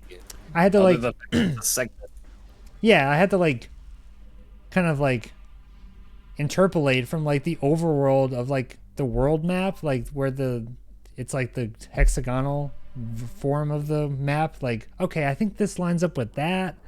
And like, I'm just guessing. Accurate, I don't know. I've kind of lived my whole life thinking that wasn't an accurate representation of the it's all layout. I had to go on. It's all I had possible. To, like... It's totally possible. Yeah. Well, that's interesting. I never even thought I wanted a compass in one of these, but that's super good. That's so great. Yeah, that is nice when you like. Because before, the only thing about like cardinal directions was, I mean, it was strictly to distinguish the different regions from one another. It had no other purpose because it couldn't be applied. Yeah. And that's never even seemed odd to me until just right now. Wow, that's crazy. Well, and the thing is that in this game, so far, not a lot of cardinal directions being given out, but they should use that more. Informing us, at least. Right. Well, I've trekked north for 45 minutes, and I've only found 2 keys and a bunch of ammo for my beam weapons. Thank goodness I know that. Yeah, ammo for beam weapons. Yep. And I don't know. This makes me uncomfortable. Yeah, it's a weird system, but like Team Ninja make this one too. I know. Yeah. I don't know.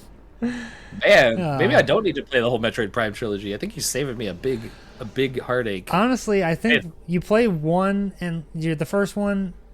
You've probably gotten enough, and if you really want more, I mean, I did want to see more of the series because like I hadn't played it in so long, but I feel like you can stop at one and like be good. But like if you really want to keep going, it's there. Right. Where? So I can't go here. Full. Just fairness where it's due. I have seen an hour and a half of this game played. Yes. So my opinion is not the important one here. Nor should my voice be the loudest, but and that's mostly me joking. I'm sure this game has redeeming qualities. It has to. Oh, sure. For what I've heard, for some of the things I've heard about it, but man, just like it's convenient that I sit in on like the 15 minutes you don't bring to E3. Like, I'm not telling people this part of the game. Yeah, you don't fill in all those details. You don't get those kinds of juicy details at E3. I think this might have been. Look at Dark Samus. It's edgy and cool. This is a very interesting, actually, tidbit of information if we can nail down what's actually correct. But this might have been a little bit before the era of embargoes on review copies of games. I don't think that it was done until after this game came out. I can't remember who the first person to ever put an embargo on a review copy was. Yeah, well, fairly popular now. When did games media really get big? It was like mid-2000s, kind of. Like, not the magazines, but like, I mean, obviously magazines had their own. They were doing that, but like not the online presence. It feels big-ish now, but it doesn't really feel like video game journalism got bigger. It just feels like video games became more normalized, kind of. Like, it still feels like fairly, although it is a uniquely weird experience. Let me tell you something. You want to feel old today? Sure. Guess what I watched on Twitter the other day? A Vine. No. I watched an X-Play segment. Oh, yeah. Nice. Featuring Gerard Khalil. So a new one. Yes. Yeah. It was fucking weird to see the bumpers for X-Play and see an internet person, a video game internet person I know really well. That's not anybody from G4. What's up? Hello, Thick What up, Shoes? Thick Shoes? Good to have you here. Resubscribing for 22 months. Thank you so much, sir. Made me feel like a fucking dinosaur. Big I felt preach. so Oh, yeah. Well, I mean, just watching the original segments, I watched this on TV. What do the Zoomers think about X-Play? Do they fucking care? Do they know? I don't know. I mean, Scott the Woz is going to be on G4, so and he's That's kind dope. of a Zoomer. I mean, the roster's great. I love Gerard. Scott's great. I think they're all... I think they're all great. I love all these people. I love their channels individually. Yeah. I think the roster's sweet. It's just the marketing. Like, who are you selling? Certainly you're not selling this to me. Because my ass is not sitting at home on like 4 p.m. on a Monday for syndicated television. Right. So who are you? And is it even on a channel? Well, it's on Twitch. I mean, I think they broadcast everything on TV and on Twitch, and then YouTube is where you can watch VODs, I guess. I'm starting to envy people who can grow old and think things are weird. People who grow up and feel uncomfortable about the amount of things that have changed. I kind of envy that now. Because I feel like everything's just kind of like Ouroborosing itself, and it's like, can the universe not just the universe, can the cultural lexicon handle all of this stress? Like, is this what's gonna happen? Is an animated VTuber Peter Griffin is going to be the next X-Play host? Yeah. No, it's kind of like it's weird. It's kind of like a cultural dimensional portal. It's like the dimensional fabric of their culture is being stretched so thin that it's like it's folded in on itself.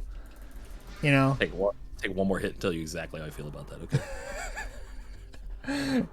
Please do. Yes, the hell goon is the temple. The culture goons. Yeah. I was gonna start calling influencers culture goons now. That's a good look. I guess we were the squadron's goons. That's what. Yeah. We are the goon squad. Yeah. I remember those days. So much fun. I wish it was 30% easier to do. I wish it was a firm 30% less. Just do anything in that game. Do anything in that game. And it's a double-edged sword for me, because that's most of what I love about it, is that it's so intensive. Because it's like actually flying a fucking spaceship. But much also like actively flying a spaceship, fucking especially hard. One with very few options for life support, because your employers are cheap dicks. It is impossible. Yeah. It is so hard to do. Oh, there we go. Portal. Okay. There's a portal we didn't have before. Cool. Bouncy voice. Fun. I don't have a bouncy voice. I will for 10 minutes. Okay. Thank you. Thank you, Thick Shoes. You're going to hear this. This is fun. Oh, God, the flowy emote. That's not flowy, but it's a... It's a Cuphead. Yeah. Flowy adjacent. Yeah. Also a boss. Yep. A flower. True. I should go back and try and complete Cuphead. I was gonna say we haven't done the co-op run yet. Right. Oh man. All right, hit me up. I mean, we're gonna see each other on Friday. We can do that. We are gonna see each other on Friday. Yeah. Although I did fit an entire chili dog in my mouth in preparation for the Sonic marathon. Yeah. I was surprised. Not that surprised, because like I've been training for this for a long time. But like, you know, when you kind of have the muscle memory to do something and you just aren't expecting it right then, right now. Sure. It was one of those things. Like I was totally rough and ready to do it. So it's less of a surprise. It's more of a, oh wow, like this is my entire chili dog in one go day. Good day. Good day to do it. I mean, felt nice, but you know, I thought I was gonna save it for like maybe a public display. Like I'd want to prove to a lot of people at once, like, yes, like this is the ideal mouth shape. You may not like it, but this is what perfection looks like. And also, so the original Sonic movie design the perfect mouth. Yes, correct. Actually, that's perfect. Me. I am to the original. I was in the movie. They used my mouth specifically. Yeah, it looked like you. It did look like you in the Sonic suit. Like me. It looked just like me in a Sonic suit. If I was in Angela Anaconda. Yeah. That is there you go, kids. There's another one. Dude, I gotta stop. What do you all? To be two different things. What are you and Stu gonna play? I don't know. What's on the docket tonight, Stu? Are we playing? Y'all been playing the Ghost of Tsushima. I haven't yet. I was going to start this week and start playing with the boys, because I've been looking for an excuse for a long time to play that game. I watched a grown man cry at the opening of that game. And to be fair, I don't know how emotional this person is. I mean, they could cry when they eat breakfast. That's fine. But it seemed impactful, and I was like, yeah, it looks cool. I've heard some things. I kind of understood it was more of an open world game, and I'm kind of burnt on those. I'll be honest. Sure. Very specifically, the kind of like, oh, there's like camps of enemies, and you have to like go in and defeat the camp of enemy, and there's like places you go where you survey more of the map, blah, blah, blah, that whole thing. Yeah. Not that that's necessarily a turnoff for me, because I'm gonna play Forbidden West here, also probably pretty soon. But just that kind of like, puts it a little back on the scale. But anything I can play multiplayer with my friends is immediately also shot up a few places on the list. I didn't even realize that was out. Or like there was a multiplayer part of that game. It's relatively new, as I understand it. You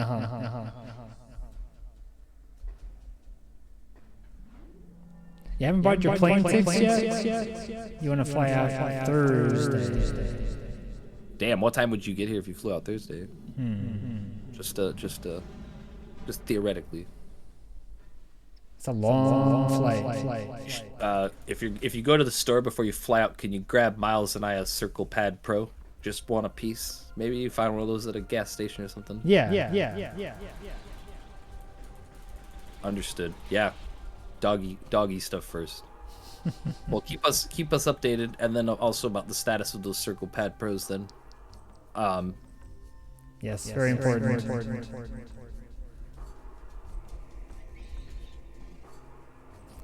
Do I need to use this portal? Yeah, pick up nickel. Big old I will rent a convention center. Not a convention center, a convention room. And not at a hotel, at a Panera Bread. But still, that's something. It's something. It's got the word. Well, it's not a convention room, is it? What are they called? It's just like a meeting room, maybe. I don't know. I went for an orientation once. Okay, that is not where I need to go. Did they say why? That's bizarre. How do you make money if you're not boarding dogs when people call you to board dogs?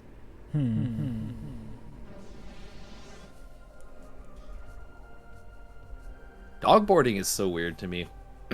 Yeah. It's still kind of a bizarre system to me. Yeah, I don't think Ian has found like a good place for that yet. That sucks. I don't know. I feel like a lot of people doing stuff solo like that too. Like I feel like it'd probably be really easy to like get kind of a big backlog of work too on accident. Like think if you're like just doing it, because I think it's kind of reasonable you can assume someone boarding dogs could be a single person operation. Like I kind of imagine you could smaller. Yeah. I mean, depending on the scale. Which sucks, but like weird. Yeah. And I get it too. I love dogs, but like if I boarded dogs, I would need to go like a month and a half without seeing a dog. If it wasn't mine. Like pets are different, but like just like other people's dogs. This one girl, she wants me to meet so her dog can get along that. Yeah, that's interesting. And your dog? It's just like a for money person, or is this just like a person do you a favor person? Is it Craigslist? If this is a Craigslist ad, you need to back away from the dog border. It's not good. Brett, that'd be so sketchy. He's not using Craigslist. There's no way. Damn, really? So is she gonna pay you to do the extra travel? To like for you to bring Atlas out for the prelims? You can just do like she gets a little bit kind of thing. Oh. I don't know. It sounds uncommon. Maybe it's not. I don't know. Okay, to be fair, I've always had like friends and family that could help me do pet sitting stuff. So I'm privileged in that regard. So I couldn't even really say what's not normal, but that sounds weird. Well, there's things like Rover, where like people offer services like dog watching and dog walking. That's a way to do it. I don't know how that all works, or what's common or typical. Yeah, right. IDK. Yeah. I'm aware of some services. Very few for dog boarding. Like, yeah, boarding is different. Yeah. Sorry, I'm looking up where to go. Where do I go?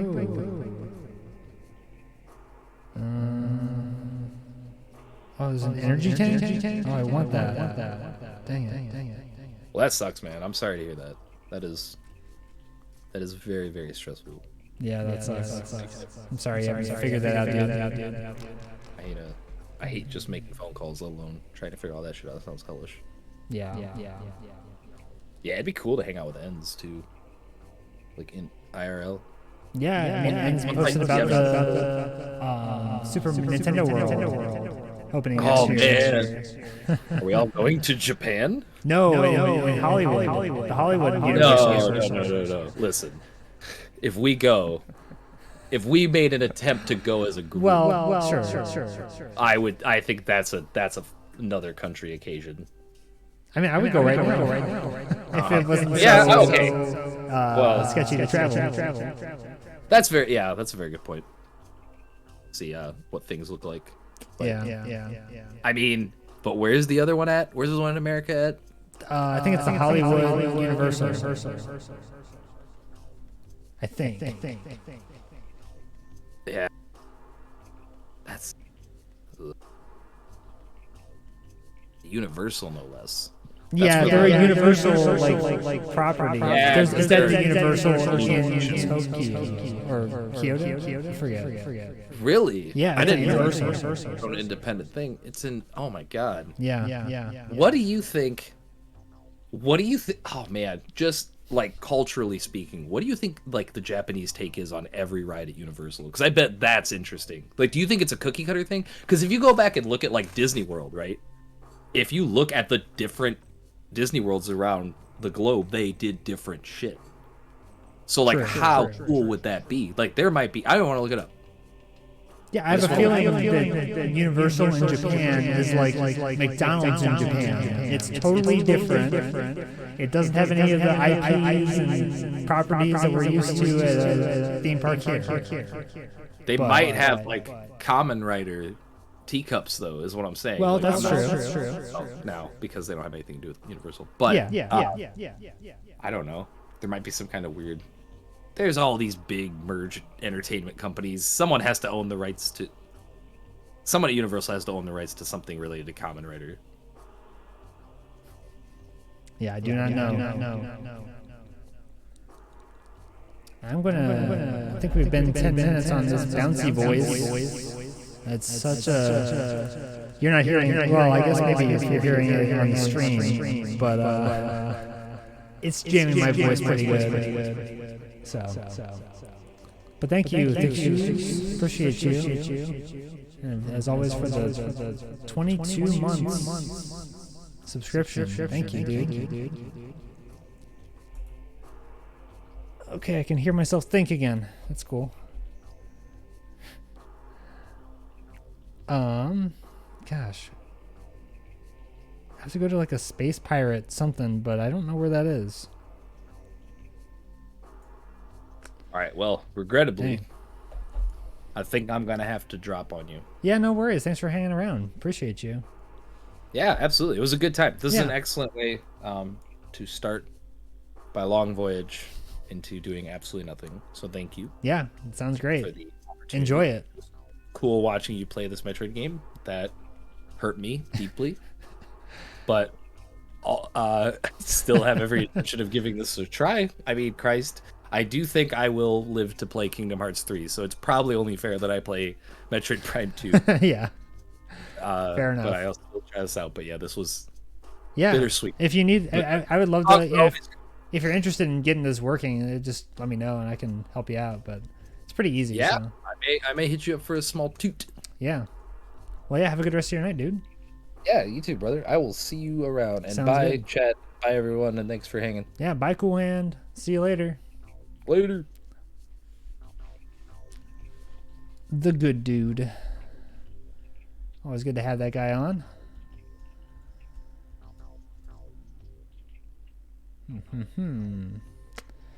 Okay, we're gonna figure out where to go.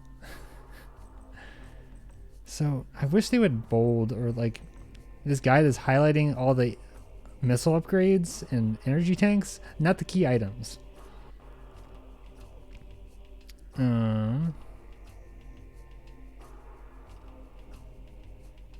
Because like I just did. Huh? Oh, okay. Maybe I did all that.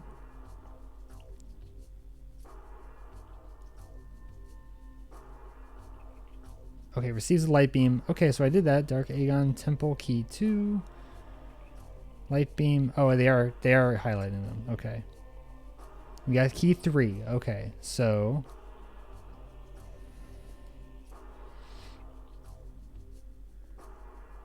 we did that. Use the charge beam to in tandem with the light beam to give. Yeah.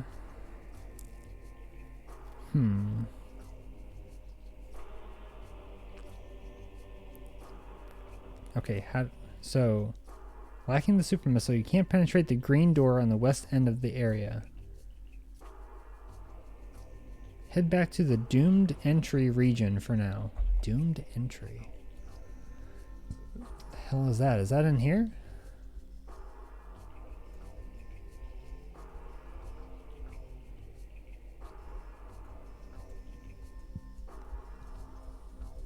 This is the landing site, so I'm in the, like...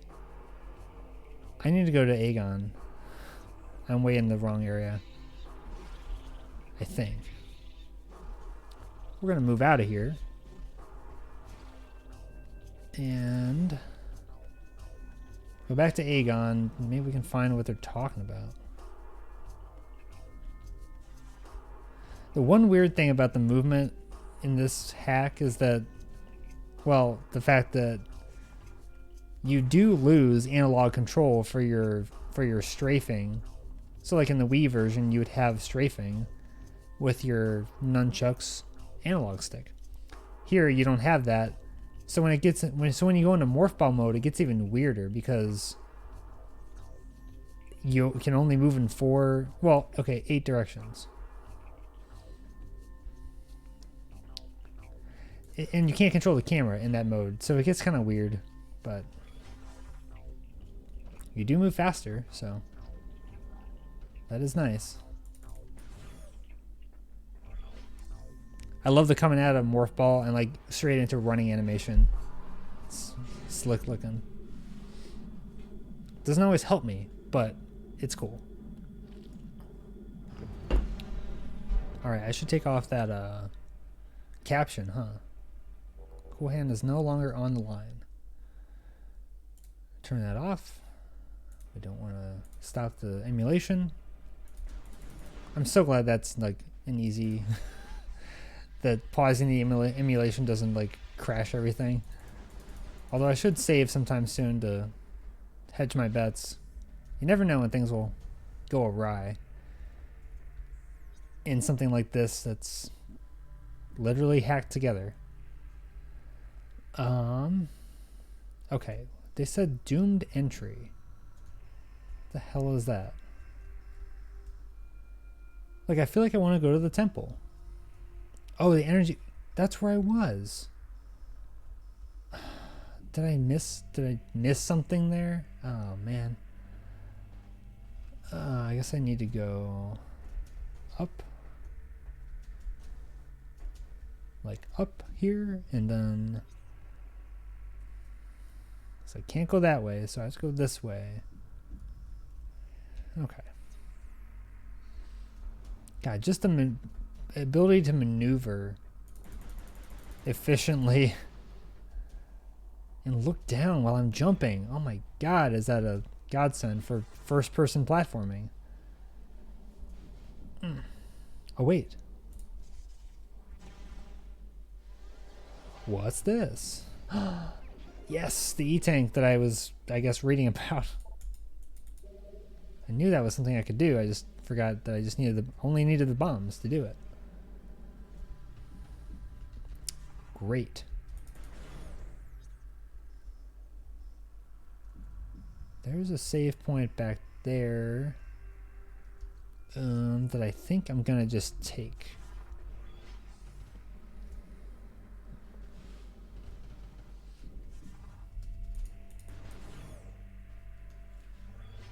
I'm just gonna take that save.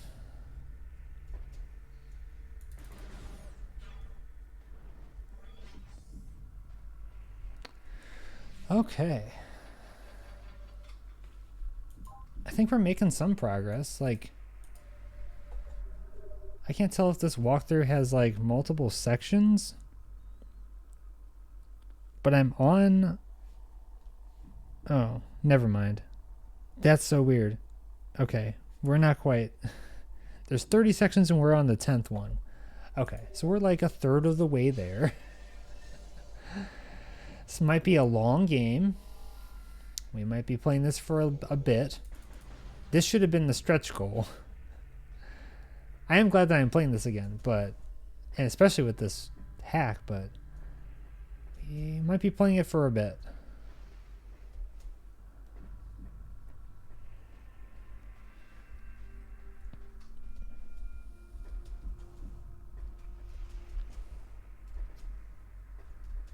And like so far there is an amount of backtracking, but like it's mostly because I've been confused about where to go. I don't think there's like an excessive. I think it's been pretty well structured and paced so far. We'll see how that changes, or if that does change. Got the E-tank. We saved. We're heading toward the temple. Like I knew that's where I needed to go. Oh, you can't go up there? Ah.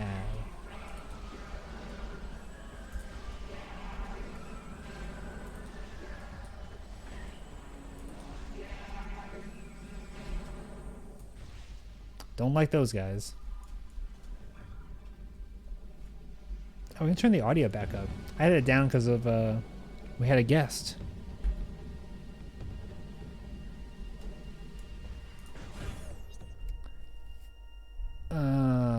No. We want to go over there.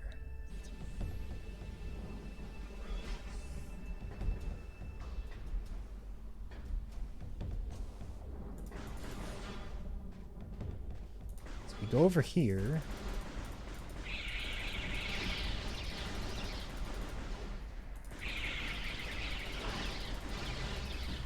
Kind of hard to aim at those.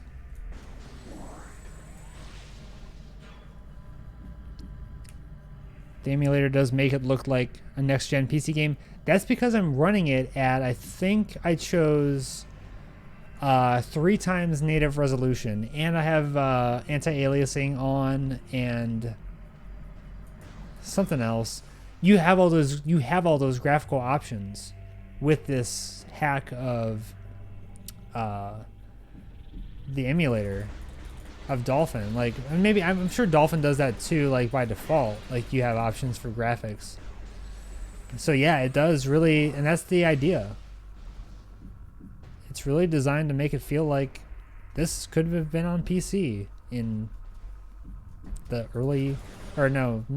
late 2000s. And wouldn't have that'd have been cool. Okay, we are supposed to go here, I think.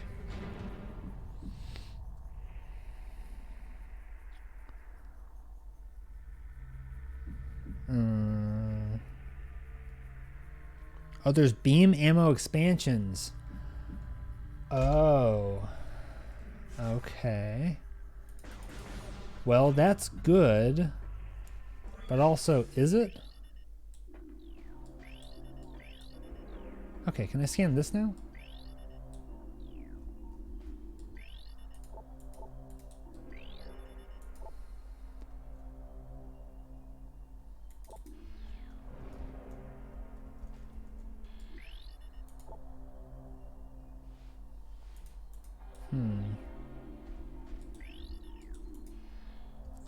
We are in the energy controller, so what are we supposed to do here?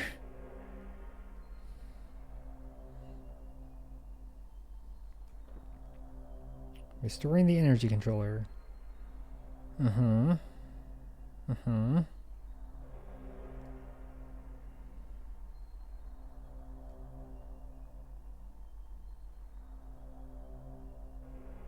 Mm-hmm.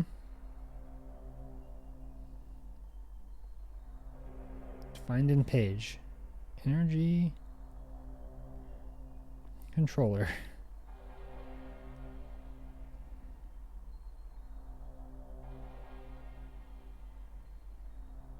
Oh.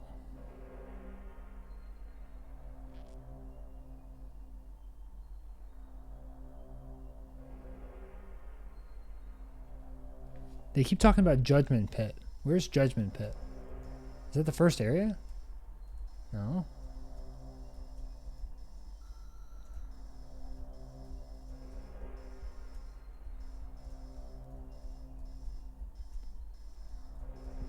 Judgment Pit. Is that in the other area? What is happening right now? Like, I don't think I can go this way.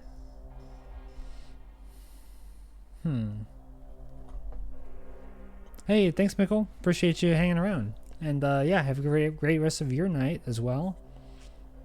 And thanks for being here. We'll see you soon. And take care. I'm really gonna proceed to the temple and take the left path. Wait, so can I proceed to the temple? Uh-huh. Use the dark beam to get through. There's an energy tank. Okay.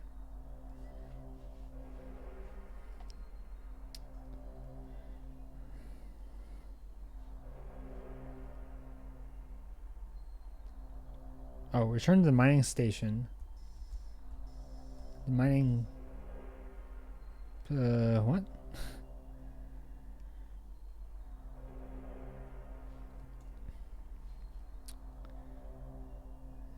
Return to mining station.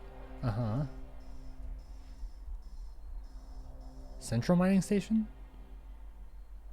There's nothing called just mining station.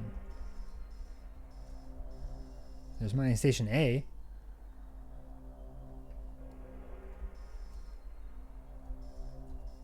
Portal terminal. At the portal terminal.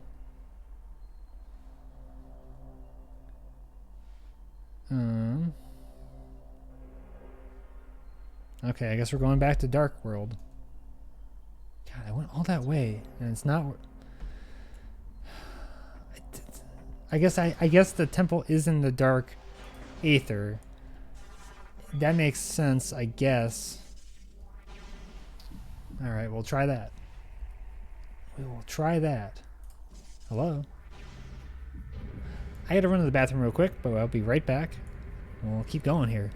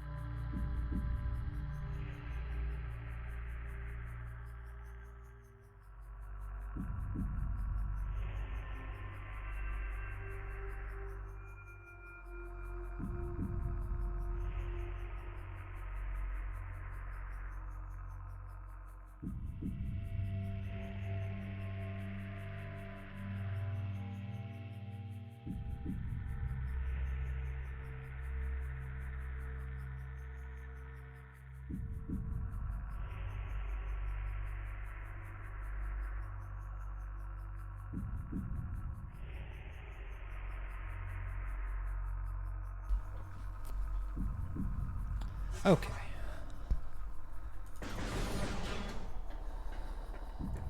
Right. We have Dark Temple keys, therefore the Dark Temple in the Dark World. I just hate being in the Dark World because it hurts.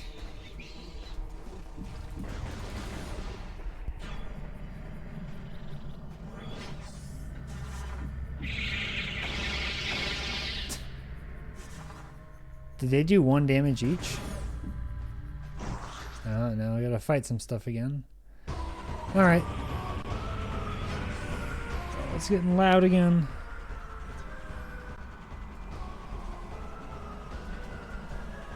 Is it this door? It's the bottom door.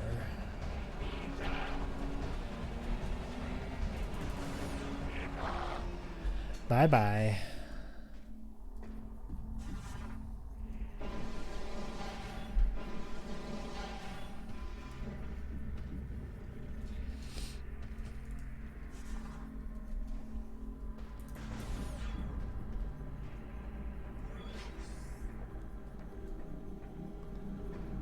God, just even the speed and immediacy I can turn a corner is just so nice. I don't even need the... I need just to scan that.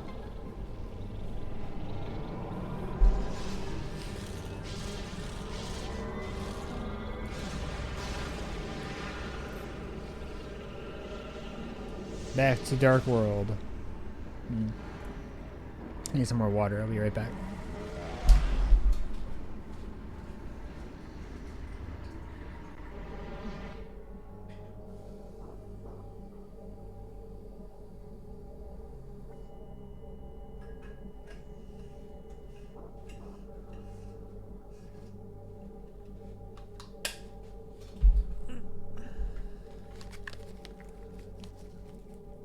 Okay.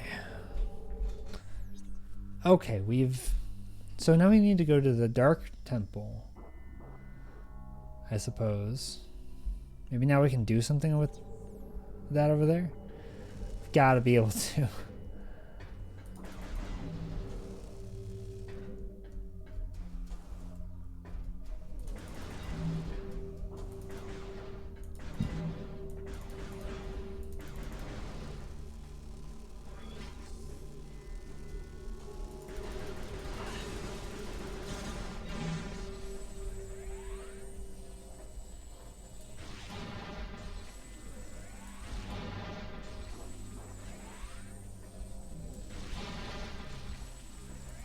Oh, that doesn't last. Okay. Okay. Oh, okay. I'm moving. Temple is up.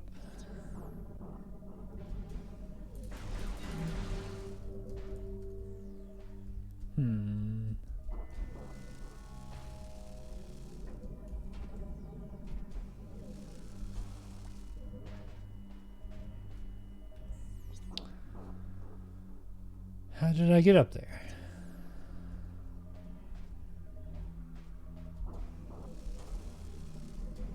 Oh, you gotta go backwards.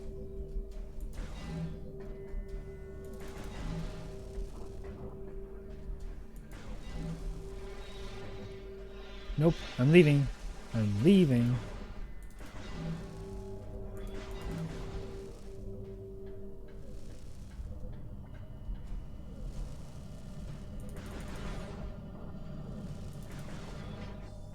Duh, this is where I needed to be.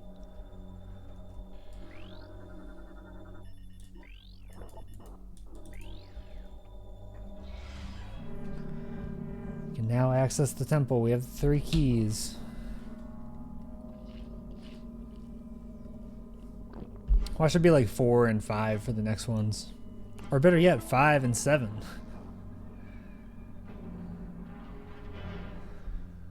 Okay, I think we're gonna fight something here. Is there a save point here? I don't. Trial tunnel. That doesn't sound...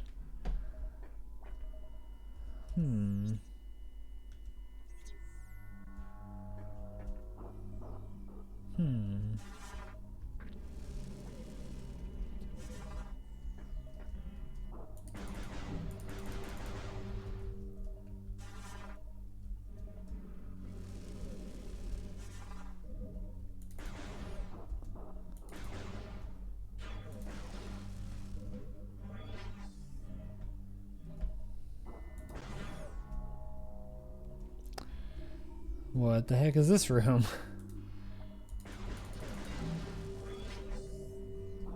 Okay, nothing here. We're just gonna wait and get our health back.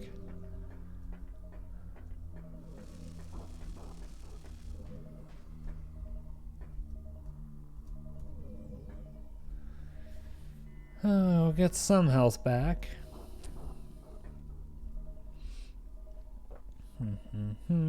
Got some energy or ammo for the beams. Light and dark.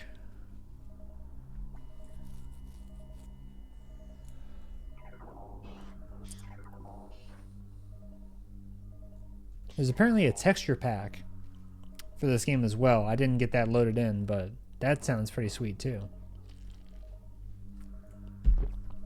I think it looks pretty good as is. I mean, it could look better, obviously. Anything could use an HD texture pack.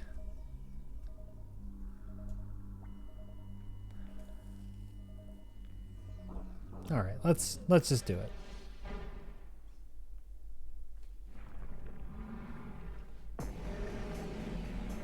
Okay, a big one. A tri-headed one.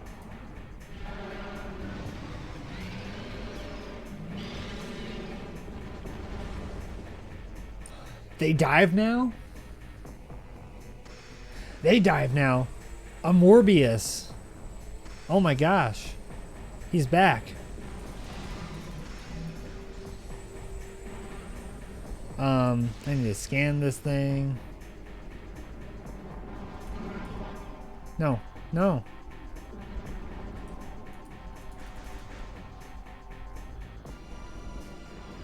I hit the wrong button to scan. No, I need to scan.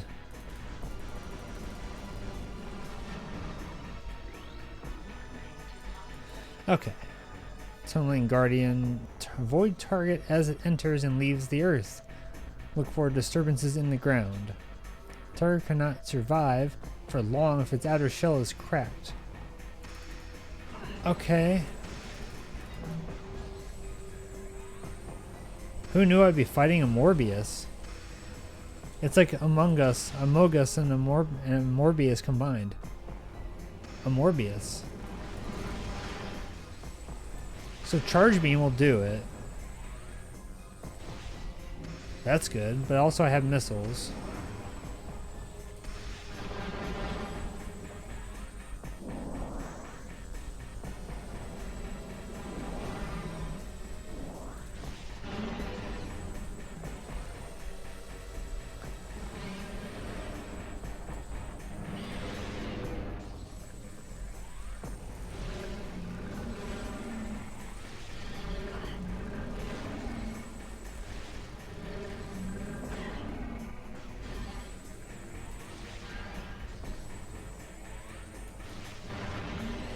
Oh, there we go.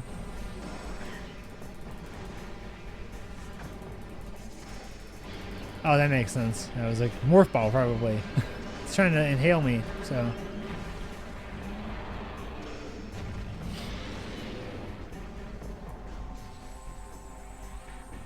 And what is this?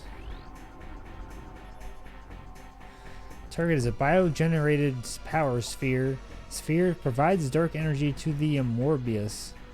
Xenotech detected in the sphere. Sphere is impervious to weapons. Okay.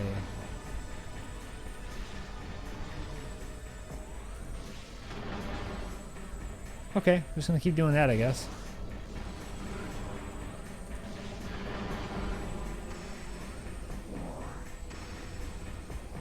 It is dropping so much health, though. Like a copious amount of health.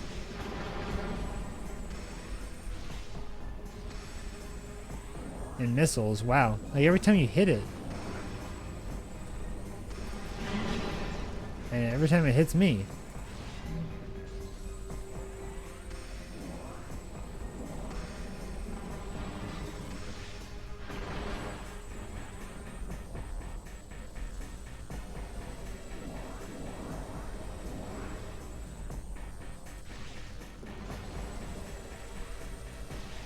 Yeah, it'd be close, but not too close.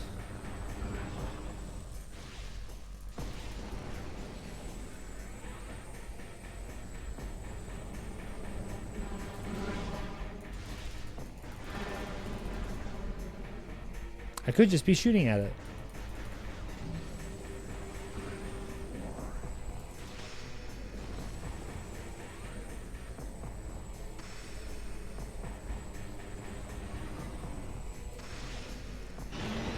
Nice shot. Only possible because I have the frickin' aim that I have.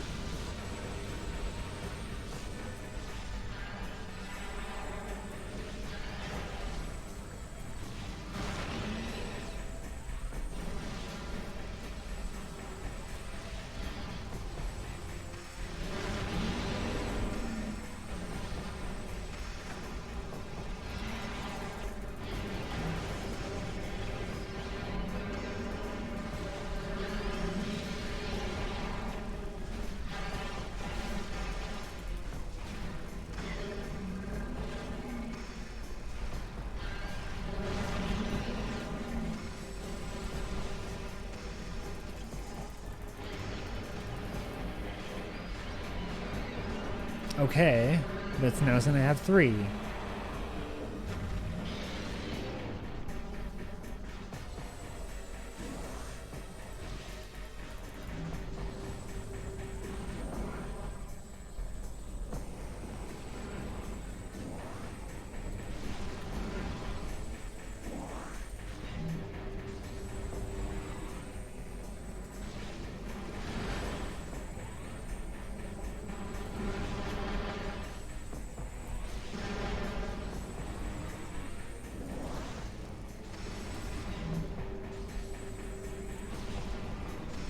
Oh.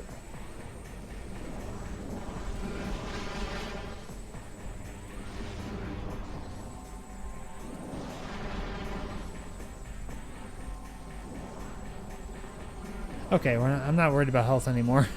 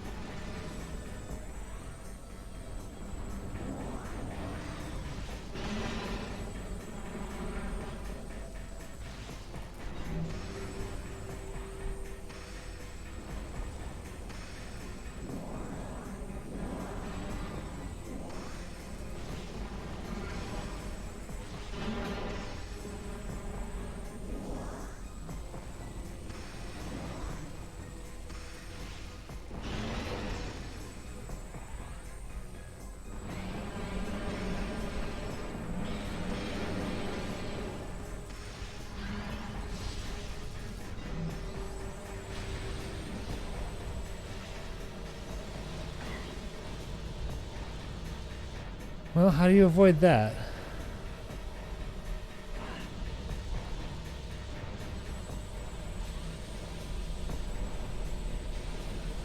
I guess I can jump dodge out of the way.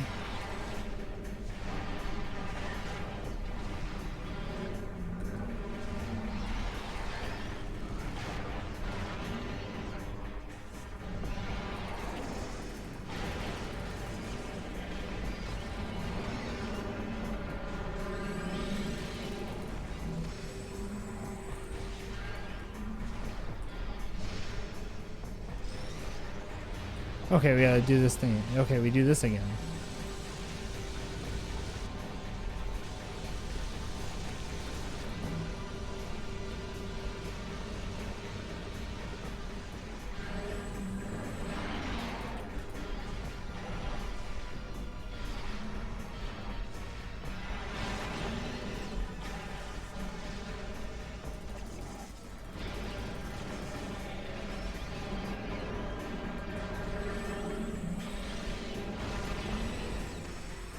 There we go.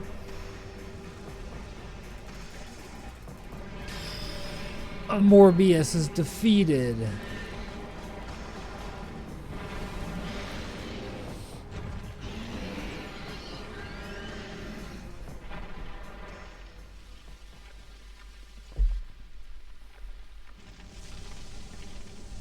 I'm thinking it's long odds that we get a Morbius sequel. I'm thinking it's pretty long odds.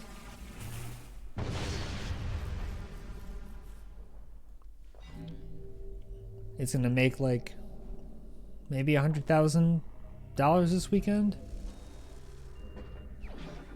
Good on him. Probably didn't recoup the cost of reissuing it to all the theaters.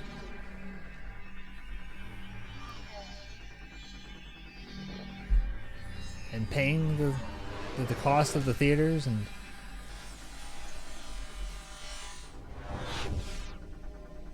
what we get? Ooh, the suit. Okay. It's getting edgier. It's getting a little bit edgier. This suit.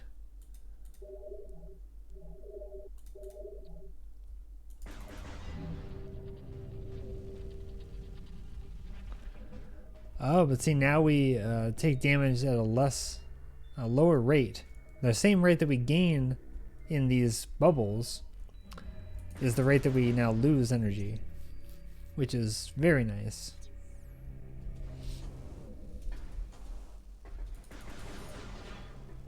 It's not so dangerous or damaging.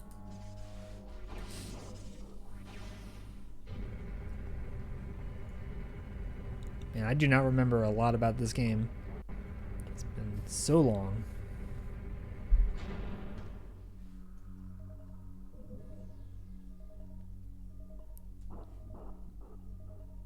Okay, so we did the dark suit. You're free to enter the Aegon energy controller and reclaim Aegon's planetary energy. Do I have to do that in here?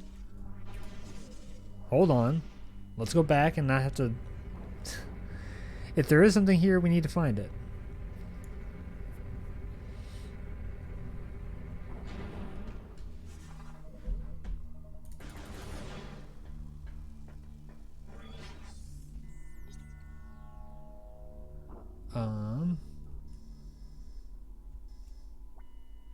Oh. No, yeah, this was the right way. I thought this was the way we came in. No, this is the energy controller access. Go.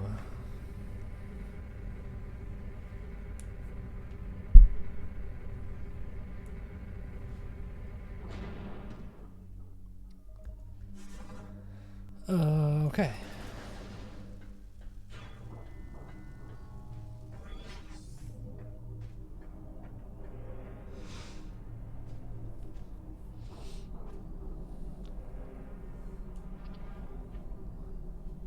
God, those are some big shoulder pads. That is a look.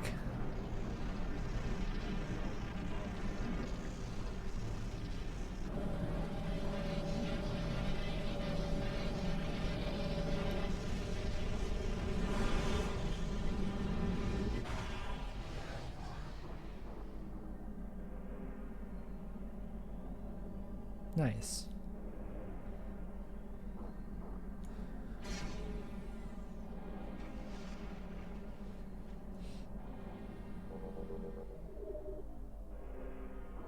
Energy transfer complete. Return the energy to its temple on Aether. Ah, okay.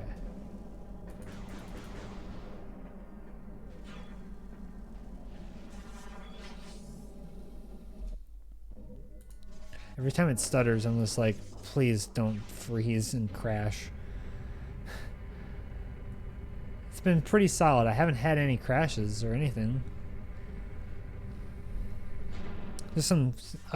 There was one time where it like really just hung there for a while. I have to fight something else? Oh, I don't want to do that. Can't I just leave?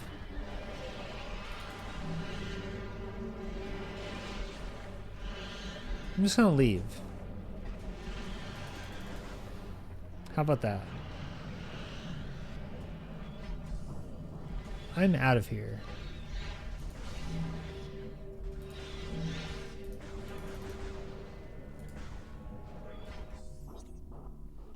So we need to get to the portal. So there's a save room right there.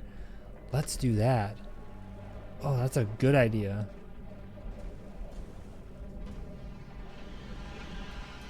It's a good idea to save. Ah, let me up here.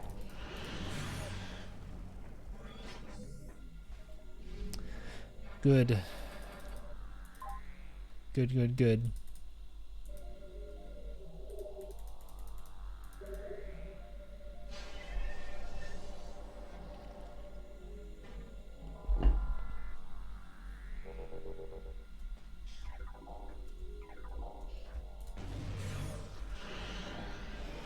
And now I go down. Down, yeah.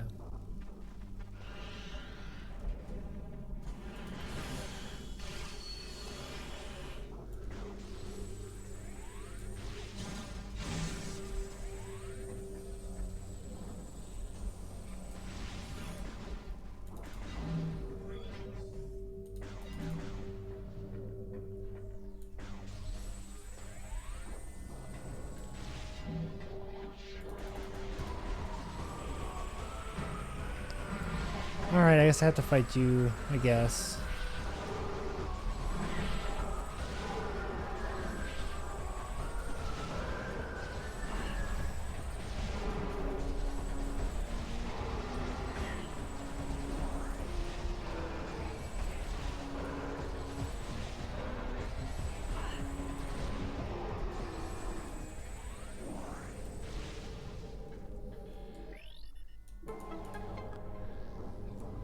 Okay, we go back through the portal. It's a regular Aether.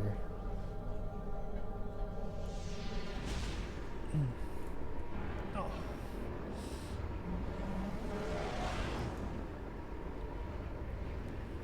And then we'll be a third of the way through the game. Yeah, okay. Go down this way.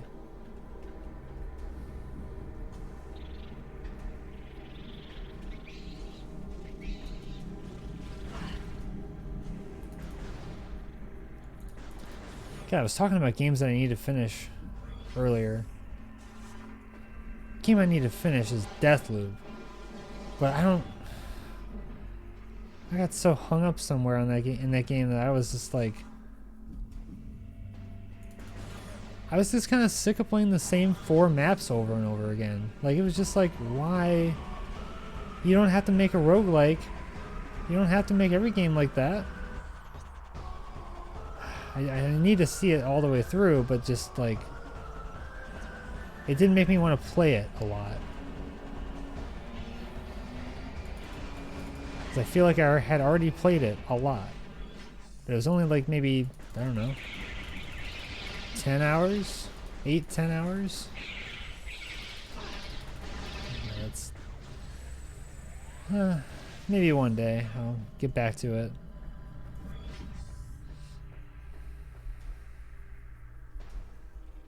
So now I think I just go right to the energy controller and dump the energy. I can hope.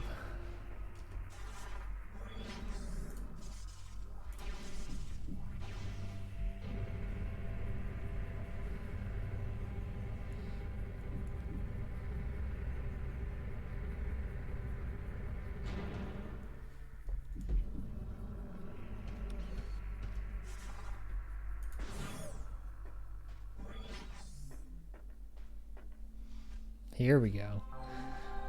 I got the cutscene. Oh, look at those prongs on the back.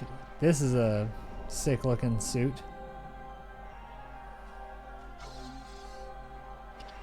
We gotta wind up for it.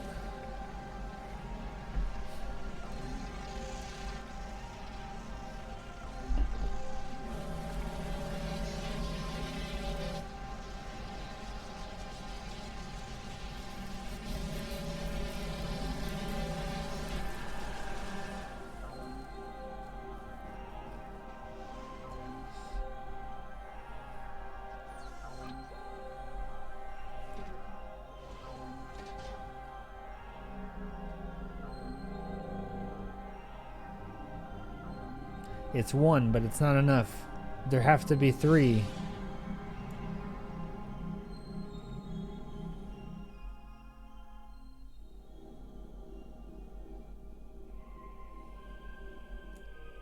So then do I get another translator thing from him?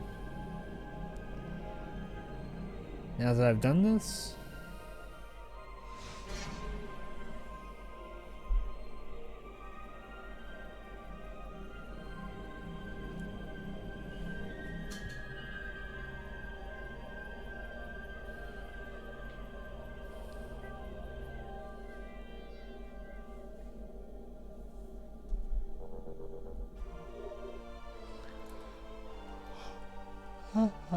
The temple's energy has been restored.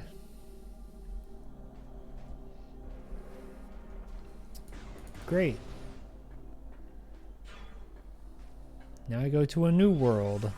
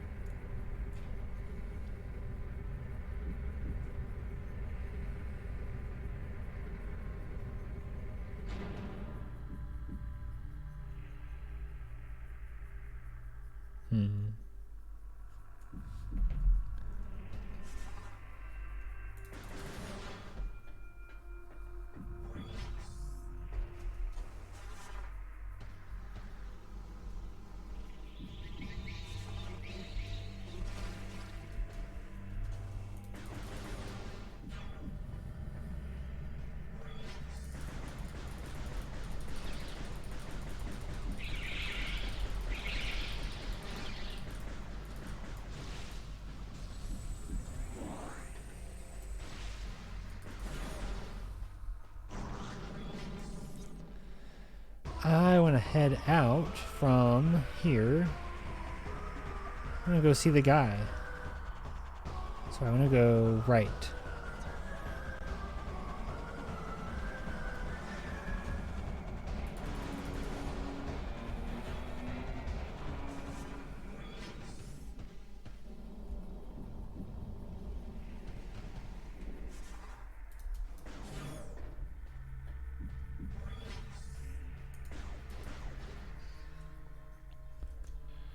Never scanned this thing. It always seems like something you can interact with, but you can't, I guess.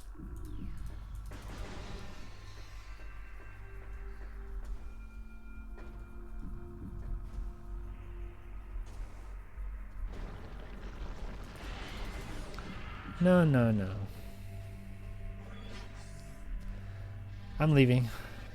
Bye-bye.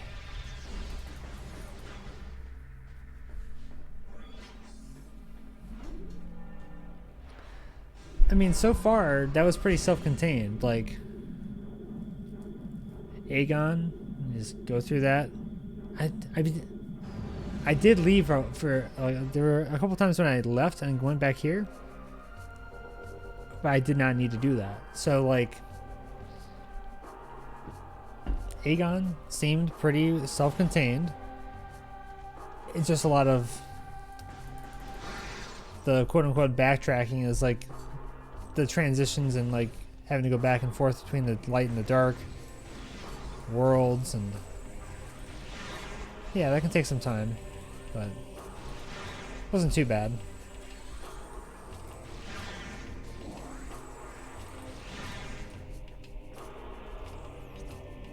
Okay, we're back at the industrial site, but I want to get to the temple, which is right over there. There's a save point. Where? Oh, no, that's not. I can't get there.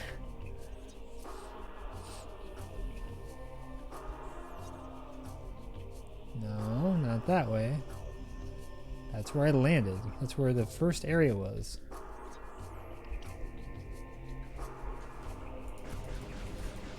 So glad I could jump up there.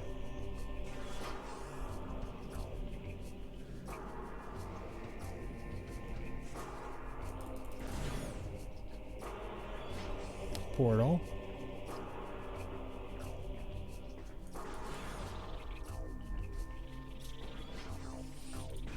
Now we go back here. to the Great Temple. So it seems like it's kind of like stacked. Like you've got the Great Temple up top. You've got the temple grounds below that. And then from there you can transfer out to the different the other different worlds. So like this different, I'm assuming that we're going to get access to a different part of the not Great Temple, but a different part of the temple grounds from the Great Temple this time. You would hope that eventually those are all connect. So that you can go around between all of those. So I go this way. Yeah. Let's go up top and talk to the guy.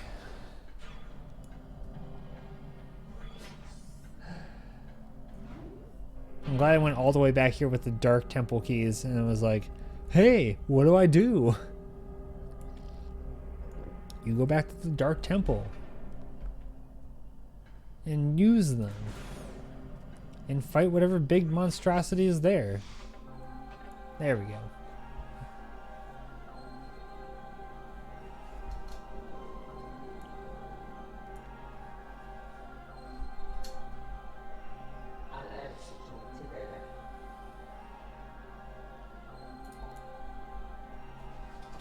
We did it.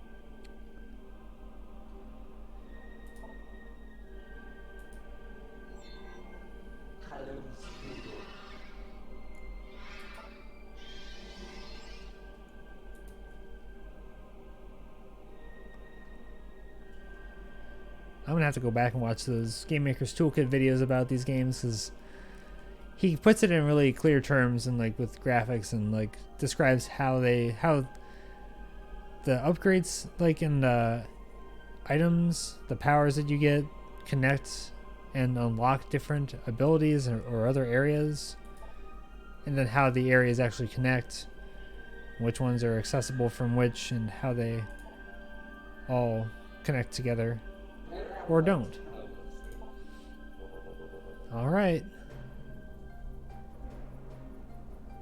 So now...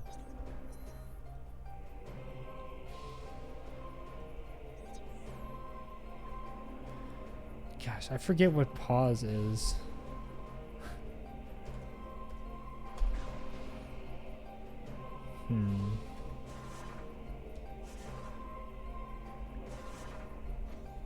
I forgot I can jump. I can jump ball. That's so nice. Oh, it's tilde.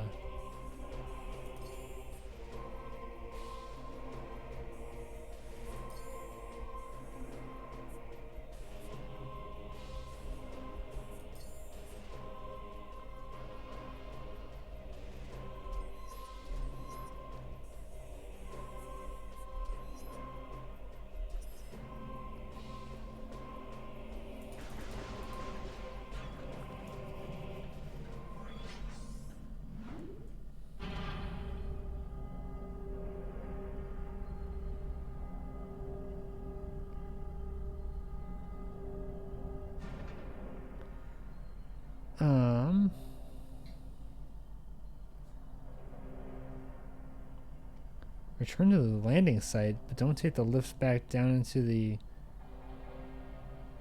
facility and hive transport.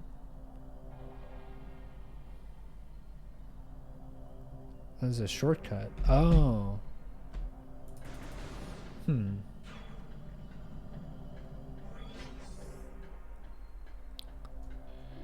Well, I guess I'll find out. Can I open this now? I can.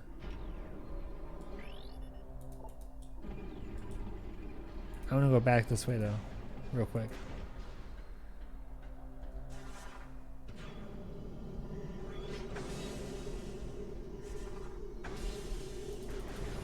Oh, it does so little damage.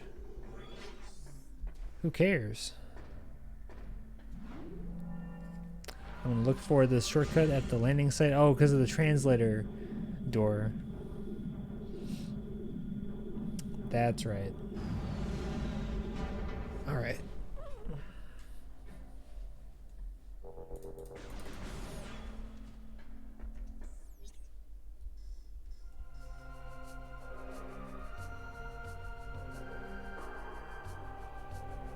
Oh, over here.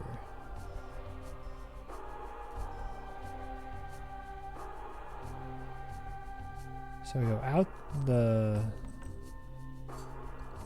way I came into this room.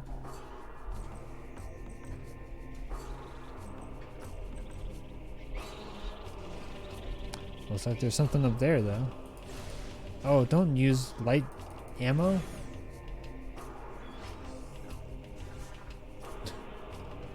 I don't know if I've ever seen her do a backflip into the morph ball. I'm pretty sure she went backwards to run that back. Okay, so we go through the other door.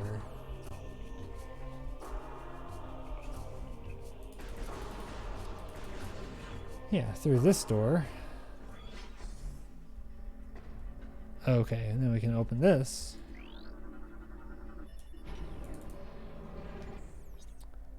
Which allows us to get back to the landing site.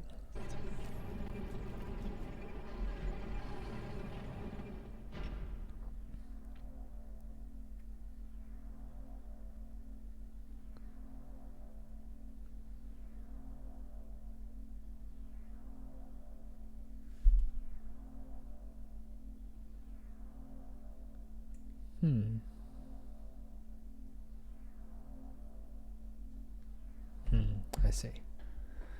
There is a missile tank somewhere, I guess, but I don't know if I care.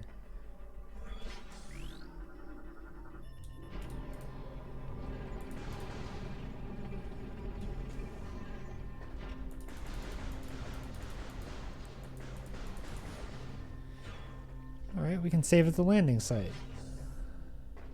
And there's something here that I can do with the light beam, I guess? Maybe?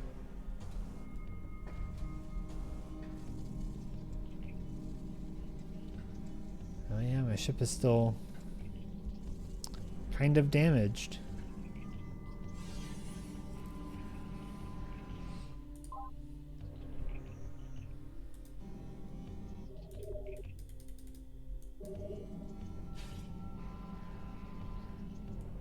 Cool. Alright, let's go back to Torvis. Oh, and there's this. Oh, there's this.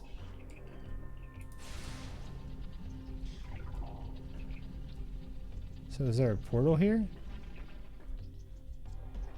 Oh, there's just a platform here now.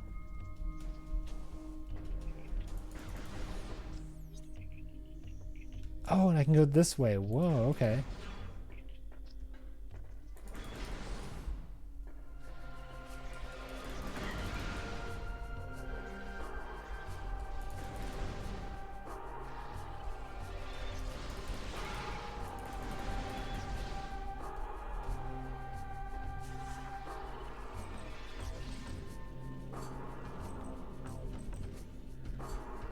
Oh.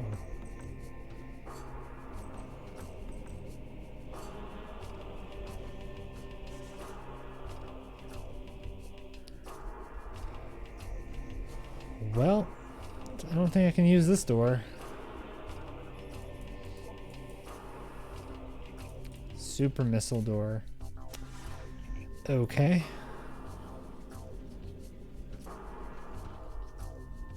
No, not that. No, not that. Not the Windows button. Not ever.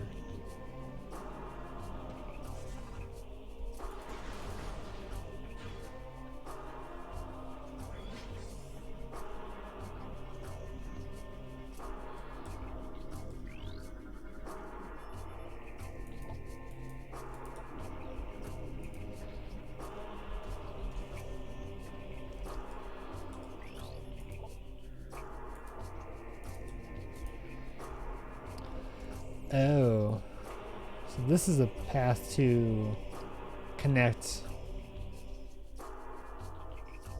Not connect. This is another room that's below the temple. Path of Honor. Yeah, I don't know what this door... I don't know what I need for this door. It's like the storm missile of this game, I guess. Or maybe that's where the storm missile idea came from.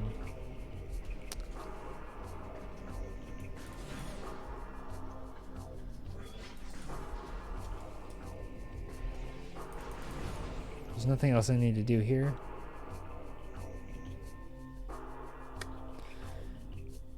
No.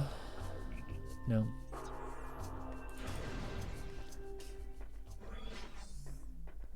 Oh, I could have kept that good jam going. That was a good music.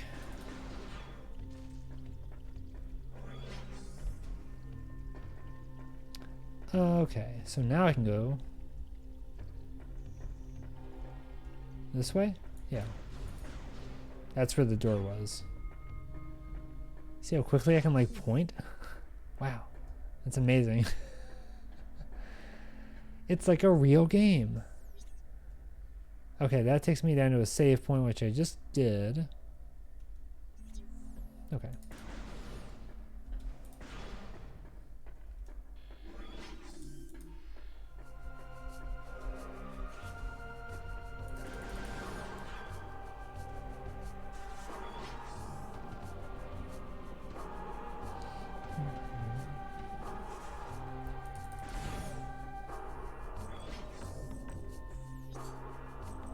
So let's go back up to the temple.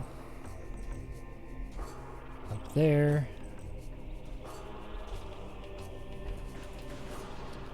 And down to Torvis. Yeah, these names are like so vaguely familiar. Haven't played this in so long, everything is just so foggy.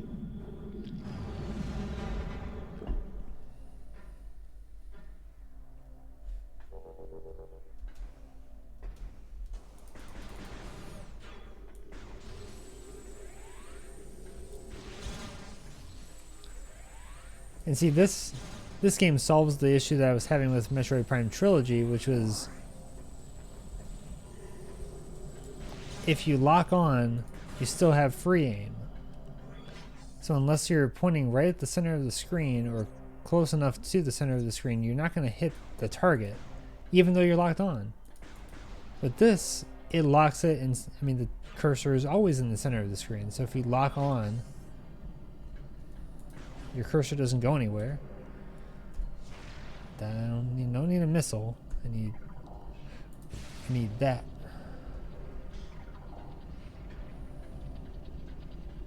Oh, these things.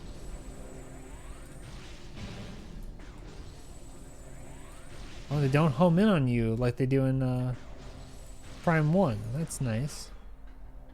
When you would charge in Prime 1, they would home in on you and just make a beeline right for you.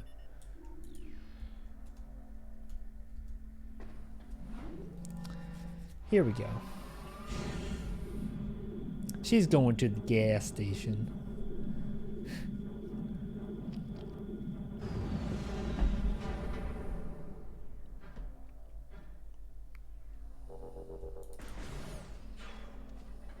Okay.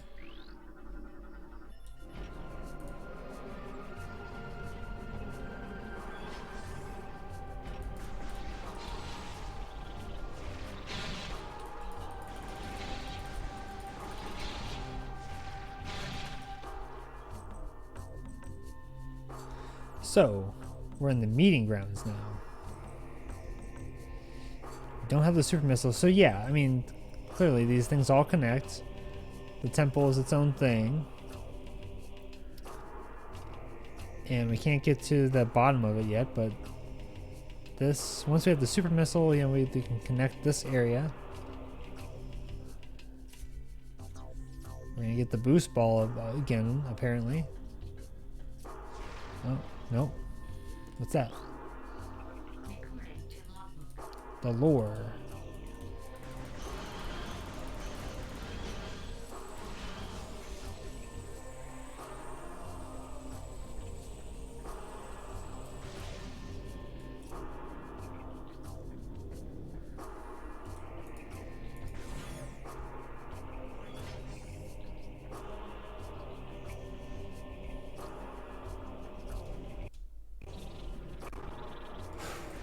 That is scary.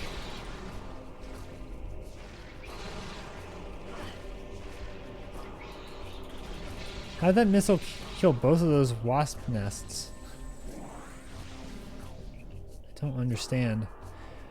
Okay, this is also... No, not that. That's also a super missile door. Well, I guess all we have left is the portal. So, dark energy. Alright, here we go.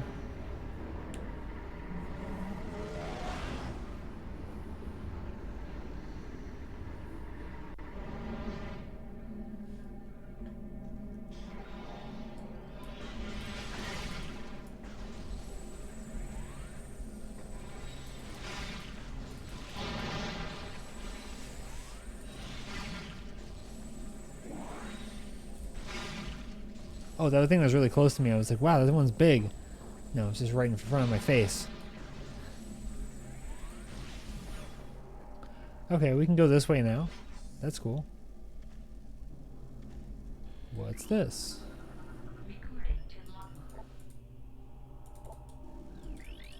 It's an enemy.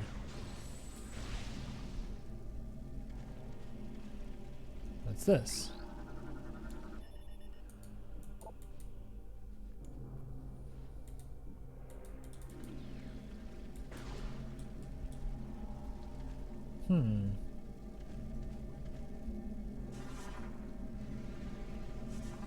Okay, you can just walk right by him.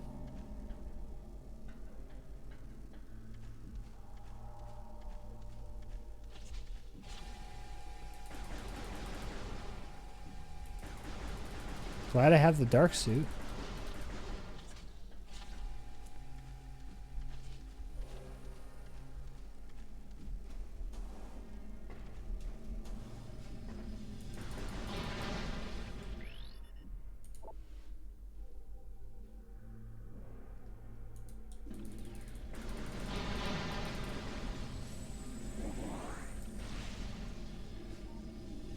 Oh, there's a platform here.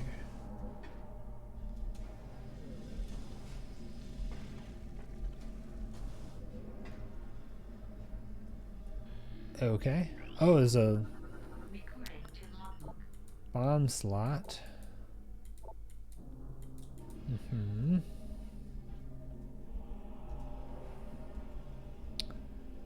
There's a bomb slot. How do I get there?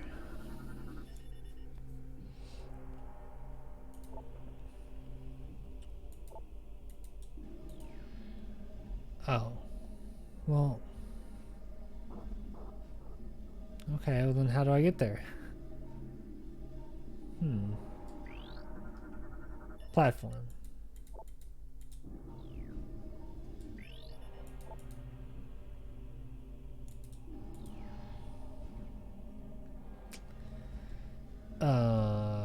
Okay.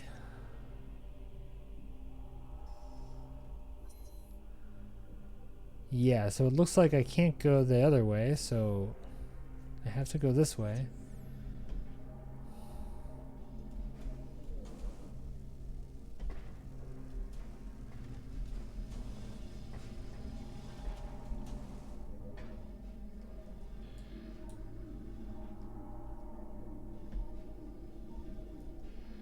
Huh.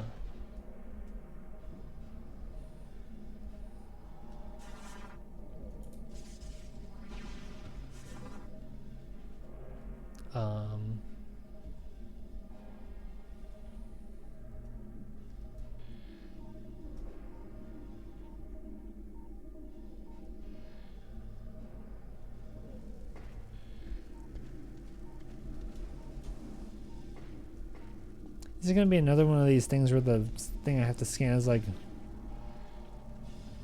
oh, there's this. Oh, okay. Well, see, it wasn't something I could scan. If it would just make it something I could scan, then I could, oh yeah, jump ball.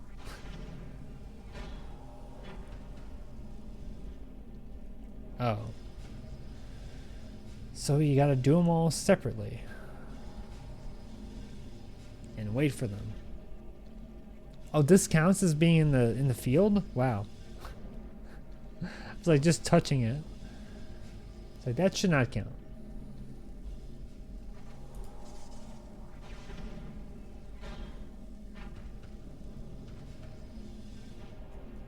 Okay, so how do I get to the other ones?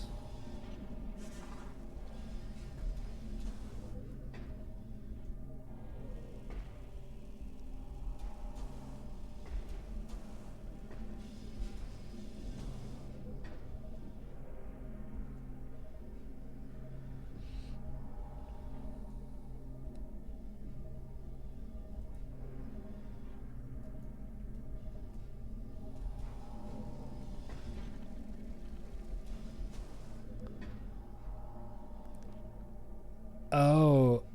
Oh. Huh. Okay, I think I get it. I think I get it. Can you undo? No, you can't undo. Because it's behind it.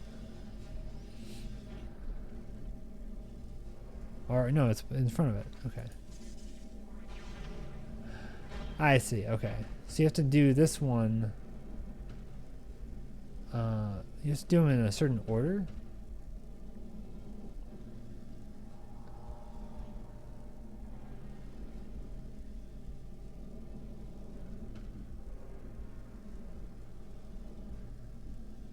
I can do this, well. I think I need to do them in a certain order, so. Let's deactivate this one.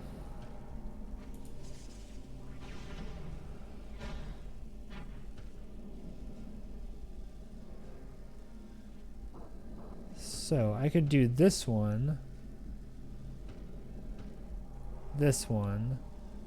and then this one, and then go back and do the fourth one.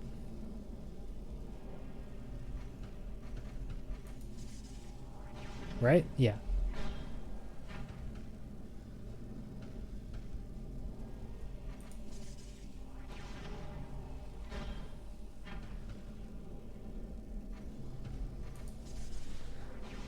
Here we go.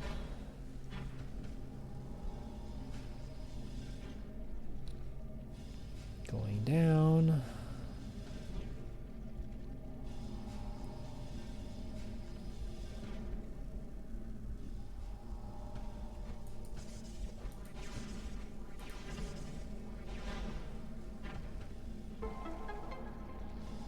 Aha.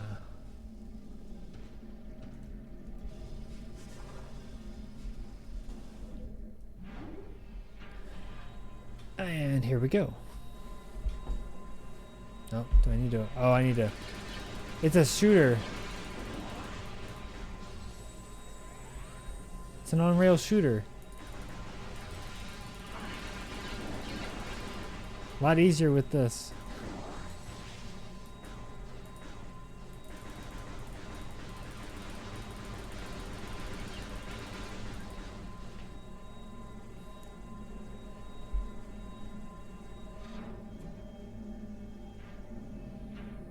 Okay, okay.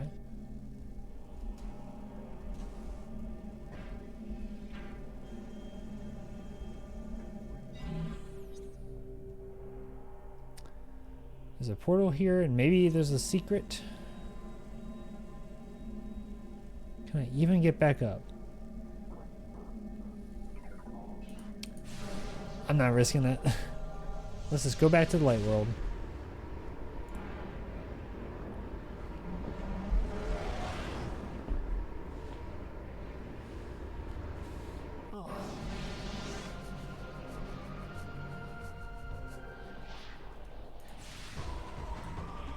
Uh-oh.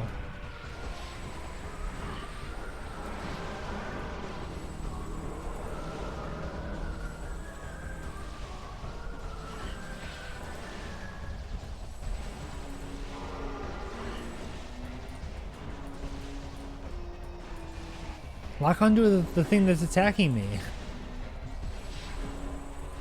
Not the door behind it.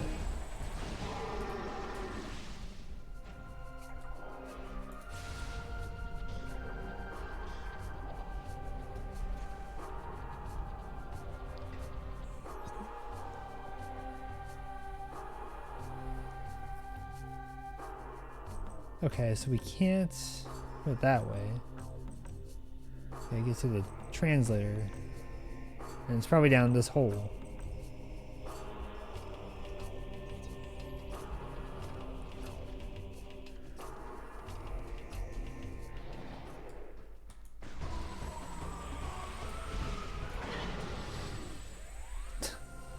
Got him.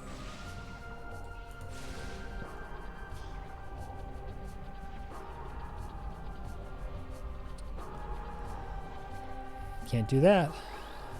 It's a super missile door.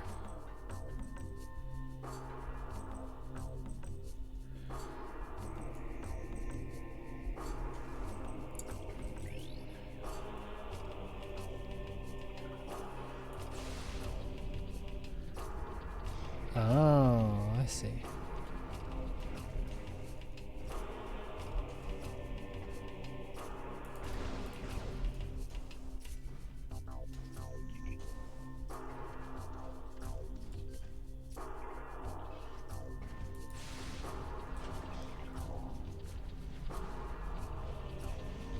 Oh, the water. Oh no, water.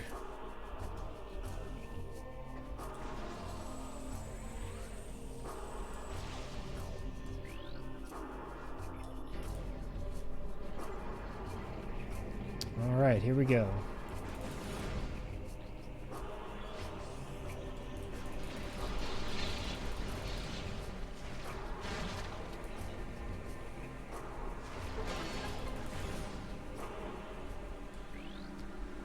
That was a long trek to get to this elevator.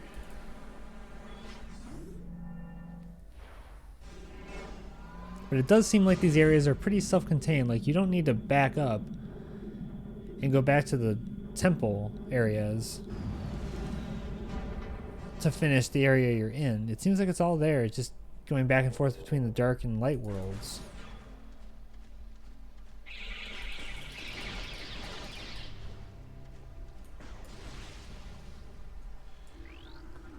What's that? Field cache for Lunoth military. Okay. So it's an item. Like, yeah. A refill.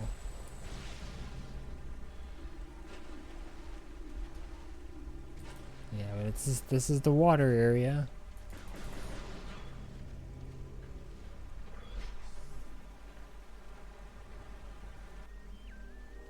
The Torvus Bog. Well, we're gonna be looking for the gravity suit, I suppose.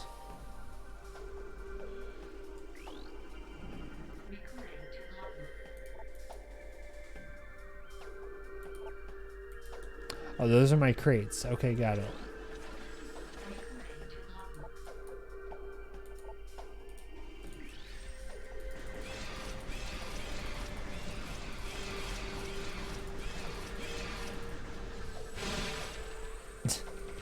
Okay. All right.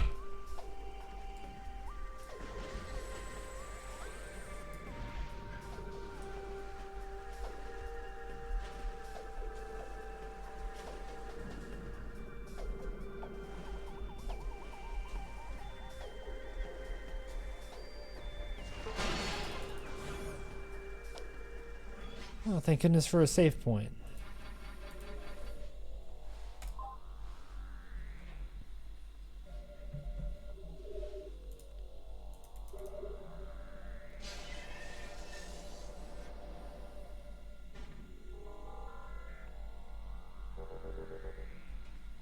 All right, I think I might call it here just because we just saved.